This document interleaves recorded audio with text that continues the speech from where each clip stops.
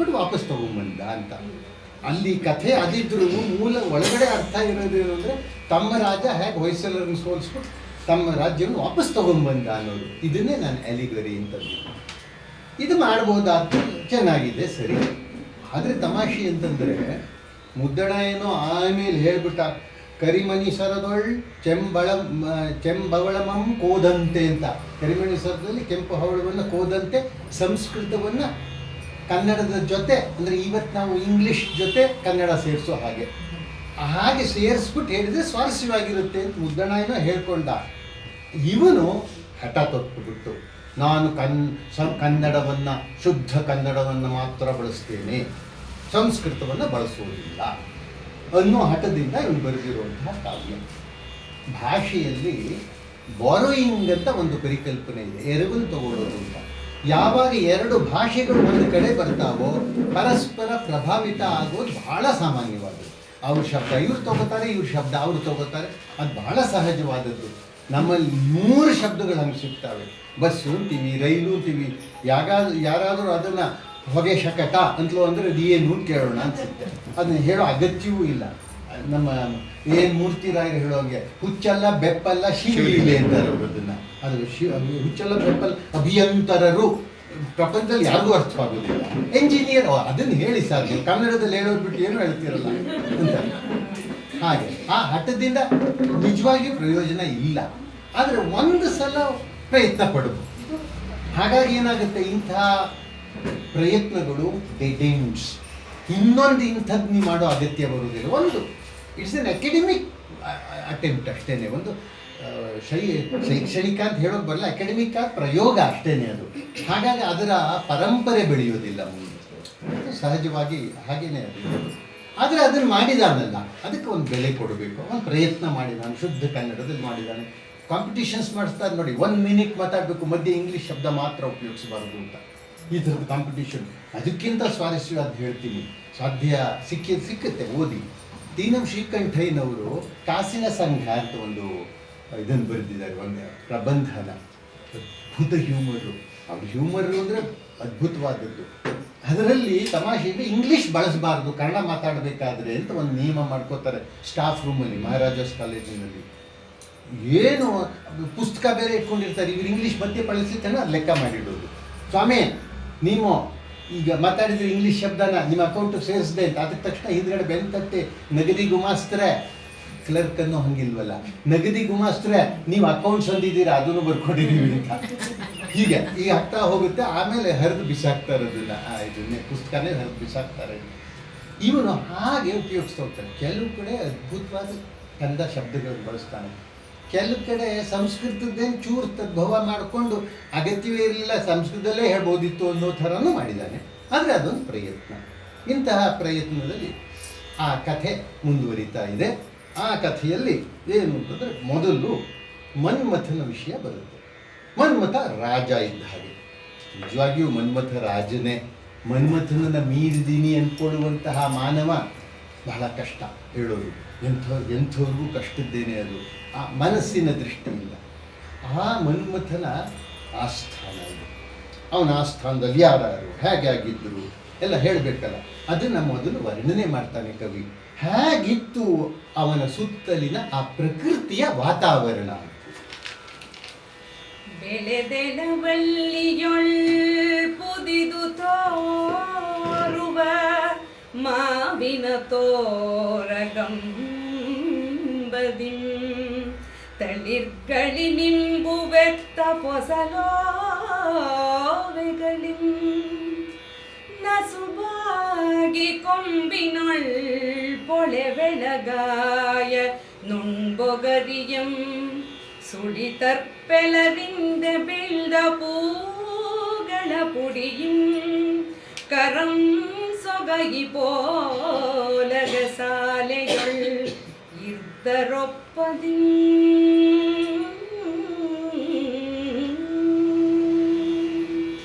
ಇವರು ಹಾಡುವ ಕ್ರಮದಲ್ಲೇ ಆ ಪ್ರಕೃತಿಯ ಸಾನ್ನಿಧ್ಯ ಗೊತ್ತಾಗ್ತಾ ಇದೆ ನಮಗೆ. ಹೇಳುವ ರೀತಿಯಲ್ಲೇ ಮನ್ಮಥನ ವಾತಾವರಣ. ಮನ್ಮಥ ಇದ್ದಾಗ ಅವನ ಓಲಗದಲ್ಲೇ ಇರ್ಬೋದು, ಅವನ ಸುತ್ತಲೂ ಇರ್ಬೋದು, ಎಲ್ಲ ಮೃದುವಾಗಿ ಸುವಾಸನೆಯಿಂದ ಕೂಡಿ ಸುಗಂಧಮಯವಾಗಿ ಹಾಗೆ ಇರಬೇಕು. ಮನ್ಮಥನ ಆಡಳಿತವೇ ಅಂಥದ್ದು. ಆಮೇಲೆ ಅಲ್ಲಿ ಮೃದುತ್ವಕ್ಕೆ ಸ್ಥಾನ ಹೆಚ್ಚು. ಮೃದುತ್ವ, ಕರ್ಕಶವಾದ್ದೇನೂ ಇಲ್ಲ. ಆಮೇಲೆ ಬರುತ್ತೆ ಕರ್ಕಶವಾದ, ಈಶ್ವರನ ಮೂಲಕ ಬರುತ್ತೆ, ಆವಾಗ ಬರುತ್ತೆ. ಆಯಿತು. ಹೆಂಗಿತ್ತು ಅಂತಂದರೆ ಮಾವಿನ ಮರಗಳು ಸ್ತಂಭದ ಥರ ಬೆಳೆದ್ಬಿಟ್ಟಿವಿ ಅಂತ ಅಲ್ಲಲ್ಲಿ ಕಾಣಿಸುತ್ತಂತೆ. ಮಾವಿನ ಮರದ ಆ ಕಾಂಡ ಯಾಕೆ ಅಲ್ಲಲ್ಲಿ ಕಾಣಿಸುತ್ತೆ ಅಂದರೆ ಬಳ್ಳಿ ಸುತ್ತುವರೆದು ಬಿಟ್ಟಿದೆ ಅಂತ. ಬಳ್ಳಿ ಸುತ್ತುವರೆದು ಬಿಟ್ಟು ಅಲ್ಲಲ್ಲಿ ಮಧ್ಯೆ ಕಾಣಿಸುತ್ತೆ. ಎಳೆ ಚಿಗುರು ಎಲ್ಲ ಕಡೆ ಚಿಗುರ್ಬಿಟ್ಟಿದೆ. ಅದು ಹೀಗೆ ಚಾಚ್ಕೊಂಡು ಛಾವಣಿ ಥರ ಆಗಿಬಿಟ್ಟಿದೆ, ಮುಂದ್ಗಡೆ ಚಾಚ್ಕೊಂಡು ಛಾವಣಿ ಥರ.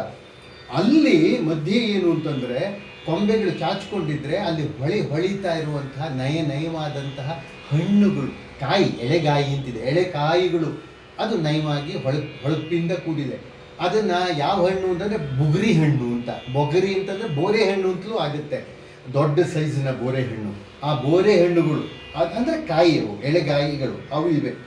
ಅದ್ರ ಮೇಲೆ ಇನ್ನೊಂದು, ಯಾವಾಗಲೂ ಅದು ಭಾಳ ಮುಖ್ಯವಾದದ್ದು, ಕವಿಗೆ ಪರಿಶೀಲನಾ ಶಕ್ತಿ ಇರಬೇಕು. ಸುತ್ತಲೂ ಏನಿದೆ ಅನ್ನೋದನ್ನ ಪರಿಶೀಲನೆ ಮಾಡ್ಕೊಂಡು ಅದನ್ನು ಚಿತ್ರಿಸುವಂಥದ್ದಿದ್ದರೆ ಕವಿ ಆಗ್ತಾನೆ ಅವನು. ನಮ್ಮ ಕಾಳಿದಾಸನ ಮೇಘದೂತವನ್ನು ಓದಿದರೆ ಗೊತ್ತಾಗುತ್ತೆ ಎಷ್ಟು ಅದ್ಭುತವಾಗಿ ಒಂದೊಂದನ್ನು ವರ್ಣಿಸ್ಕೊಂಡು ಹೋಗ್ತಾನೆ ಅಂತ. ಬಹಳ ಸ್ವಾರಸ್ಯ ಹೇಳಿದ್ದಾನೆ. ಅಲ್ಲಿ ತಂಪು ಗಾಳಿ ದಕ್ಷಿಣದ ಕಡೆಯಿಂದ ಬೀಸ್ತಾ ಇದ್ದರೆ ಹೂಗಳು ಬಿಟ್ಟಿವೆ ಅಂತೆ. ಆ ಹೂಗಳು ಅದರದ್ದು ಇದೆಲ್ಲ ಇರುತ್ತಲ್ಲ, ಬಣ್ಣ, ಎಳೆ, ಇದು ಪಕಳೆಗಳು, ಅವು ಉದುರಿ ಧೂಳೆಲ್ಲ ಉದುರಿ ನೆಲವೆಲ್ಲ ಅದರ ಪುಡಿ ಆಗ್ಬಿಟ್ಟು ಒಳ್ಳೆ ರಂಗೋಲಿ ಹಾಕ್ತಾನೆ ಆಗ್ಬಿಟ್ಟಿದೆ. ನಿಜವಾಗಿಯೂ ಹಂಗಾಗುತ್ತೆ. ಆ ಹಳದಿ ಬಣ್ಣದ ದೊಡ್ಡ ಮರದ ಹೂಗಳು, ಅದರ ಹೆಸರು ನಂಗೆ ಮರ್ತೋಯ್ತು. ಮೈಸೂರಲ್ಲೆಲ್ಲ ಭಾಳ ಸಾಮಾನ್ಯ ಅದು. ದಾರಿಲಿ ಹೋಗ್ತಾ ಇದ್ದರೆ ಹಾಸ್ದಂಗೆ ಇದ್ಬಿಡೋದು. ಮಹಾರಾಜಾಸ್ ಕಾಲೇಜಲ್ಲಾಗೆ ಪೂರ್ಣ ಹಳದಿ ಜಮಖಾನ ಹಾಕ್ದಂಗೆ, ಹಳದಿ ಜಮಖಾನ ಹಾಕ್ದಂಗೆ ಇರೋದು. ಅದನ್ನು ಅವನು ಹೇಳ್ತಿದ್ದಾನೆ, ಆ ಪುಡಿ, ಹೂವಿನ ಪುಡಿ ಅಂತೆ ಅದು ಉದುರಿ ಎಲ್ಲ ಕಡೆ ಇದ್ದು ಹೀಗೆ ತುಂಬ ಚೆನ್ನಾಗಿ ಹೋಗ್ತಾ ಇತ್ತು. ಸೊಗಸಾಗಿತ್ತು, ವಾತಾವರಣ ಸೊಗಸಾಗಿತ್ತು. ಆಯಿತು. ಆದರೆ ಓಲ್ಗ ಅಂದರೆ ಅವನ ಆಸ್ಥಾನ ಅಂದರೆ ಹಿಂಗಿರ್ತಾರೆ. ಅಲ್ಲಿ ಶಿಸ್ತು ಎಲ್ಲ ಕಾಪಾಡಬೇಕಲ್ಲ. ಯಾರು ಶಿಸ್ತು ಕಾಪಾಡಬೇಕು? ಹೆಂಗೆ ಶಿಸ್ತು ಇಟ್ಟಿದ್ರು ಅಂದರೆ ಅಲ್ಲಿ ಸೈನಿಕರನ್ನ ಇಟ್ಟುಬಿಟ್ಟಿದ್ದಾನೆ. ಘಟ್ಮುಟ್ಟ ಸೈನಿಕರು. ಯಾರು? ಗಿಳಿಗಳು. ತೊಲಗದೆ ಪಕ್ಕದೊಳ್ಳಲಿವ ಇದಿಲ್ಲ ನಡೆ ಕೆಲಕ್ಕೆ ಅಂಕೆ ಇವಾಗ ಹೇಳಿಲ್ವಾ? ನಾನು ಟಿಕ್ ಮಾಡ್ಕೊಂಡ್ರೆ ಆಯ್ತು, ನಾನು ಹೇಳ್ಬಿಡ್ತೀನಿ ಅವಾಗ. ಅದು ಗಿಳಿಗಳು ಎಷ್ಟು ಜೋರಾಗಿ ಮಾಡ್ಬೋದು, ಪೊಲೀಸ್ ಗಿರಿ ಯೋಚನೆ ಮಾಡ್ಬೋದು. ಆದರೆ ಮನ್ಮಥನಿಗೆ ಹೊಂದುತ್ತದು. ಮನ್ಮಥನ ಆಸ್ಥಾನಕ್ಕೆ ಚೆನ್ನಾಗಿದೆ. ಅವಳು ಹೇಳ್ತಾರೆ ಹಂಸ. ಅದು ಬೈಯೋದು ದೊಡ್ಡವ್ರನ್ನಲ್ಲ. ಈಗ ಇಲ್ಲಿ ಅದು ಯಾವುದೋ APL ಯಾವುದದು ಕ್ರಿಕೆಟ್ ಮ್ಯಾಚ್ ನಮ್ಮ ಚಾಂಪಿಯನ್ ಆಗಿಬಿಟ್ಟು ಅಂತ IPL ಬಂದುಬಿಟ್ಟು ಒಂದು ಗಲಾಟೆ ಆಗಿ ಕಾಲು ತುಳ್ತಾ ಎಲ್ಲ ಇನ್ಮೇಲಿಂದ ಮ್ಯಾಚೇ ಮಾಡೋದು ಬೇಡ ಅಂತಂದ್ಬಿಟ್ರು. ಅದು ಬೆಸ್ಟದು, ಬೇಡ ನಮ್ಮಲ್ಲಿಂದ. ಆ ಥರ ಅಲ್ಲ. ಈ ಬೈಯೋರು ಮೃದುವಾದವರೇನೆ, ಬೈಯಿಸ್ಕೊಳ್ಳೋರು ಮೃದುವಾದವರೇನೆ. ಅಲ್ಲಿ ಹಂಸ ಇದೆ. ಹಂಸಕ್ಕೆ ಹೇಳುತ್ತಂತ ಗಿಳಿ ಪಕ್ಕ ಸರಿಯಾ ಓಕೆ ಆ ಕಡೆ ಅಡ್ಡ ಬಂದ. ಅದು ಆಮೇಲೆ ಕೋಗಿಲೆ ಇದೆ. ಕೋಗಿಲೆ ಭಾಳ ಚೆನ್ನಾಗಿದೆ. ಧರ್ಮದರ್ಶನಕ್ಕೆ ಬಂದ್ಬಿಟ್ಟಿದ್ದಾರೆ ಕೋಗಿಲೆ. ಅದಕ್ಕೆ ಭಿನ್ನವಿಸು ಬೇಗನೆ ಅಂತ. ನಿಮ್ಗೆ ಏನು ಬೇಕೋ ಬೇಕಾ ಕೇಳ್ಕೋ, ಸಾಕು, ತುಂಬ ಹೊತ್ತು ಮಾಡಬೇಡ ಅಂತ ಅದಕ್ಕೆ ಹೇಳೋದು. ಅಲ್ಲಿ ದುಂಬಿಗಳು ಆ್ಯಂಕರಿಂಗು ಅವ್ರು ಕ್ರಮ ಹಾಡೋದು, ಮೇಳವನ್ನು ಜೋಡಿಸ್ಕೊಳ್ಳಿ, ಬೇಗ ಮಾಡಿ ಅಂತ. ಮಧ್ಯೆ ನವಿಲು, ನೀನು ಕ್ಯಾನ್ ಕೂಗಬೇಡ, ಸುಮ್ಮನೆ ಅದಕ್ಕೆ ನೀನು ಕಿರ್ಚ್ಕೋಬೇಡ, ಯಾಕೆಂದ್ರೆ ಅದ್ರ ಧ್ವನಿ ಚೆನ್ನ ಅಲ್ಲ ಅನ್ನೋ ಲೆಕ್ಕದಲ್ಲಿ ನೀನು ಕಿರ್ಚ್ಕೋಬೇಡ. ಆಮೇಲೆ ವಸಂತ, ಹುಡುಗಿ ಅಲ್ಲ, ವಸಂತ ಋತು. ಮನ್ಮಥ ಇದ್ದಾಗಲೇ ವಸಂತ ಇರಲೇಬೇಕಲ್ಲ, ಬಹಳ ಮುಖ್ಯವಾದ ಆಯುಧ ತಾನೇ ಅದು. ವಸಂತ ಎಲ್ಲೋಗಿದೆಯಾ, ಬಾ ಪಕ್ಕ ಕೂತ್ಕೋ ಅಂತ ಅವನು ಈ ಕಡೆ ಕರ್ಕೊಂಬಂದು ಹೀಗೆ ಗಿಳಿಗಳು ಕೋಪದಿಂದ, ಕೋಪ ಅಂತಂದರೆ ತಮ್ಮ ಆವೇಶ, ಕೋಪ ಎಲ್ಲ ತೋರಿಸ್ಕೊಂಡ್ಬಿಟ್ಟು ದರ್ಪವನ್ನು ತೋರಿಸ್ತಾ ಆಳುಗಳ ಥರ, ಅಂದರೆ ಕಾನ್ಸ್ಟೇಬಲ್ಗಳ ಥರ ಒಬ್ಬರನ್ನು ಸರಿಯಾಗಿ ಕೂರಿಸ್ಕೊಂಡು ಇದ್ರು. ಹಿಂಗಿದ್ದಾಗ ಹೇಗೆ ಪಕ್ಷಿಗಳು ಎಲ್ಲ ಬಂದುಕೊಂಡು ಸುತ್ತಲೂ ಹೇಗೆ ಕೂತ್ಕೊಂಡ್ವು, ಬೇರೆ ಬೇರೆ ಪಕ್ಷಿಗಳು ಹೇಗೆ ಬಂದವು, ಹೇಗೆ ಕೂತ್ವು ಅನ್ನೋದನ್ನು ಹೇಳ್ತಾನೆ ಕವಿ.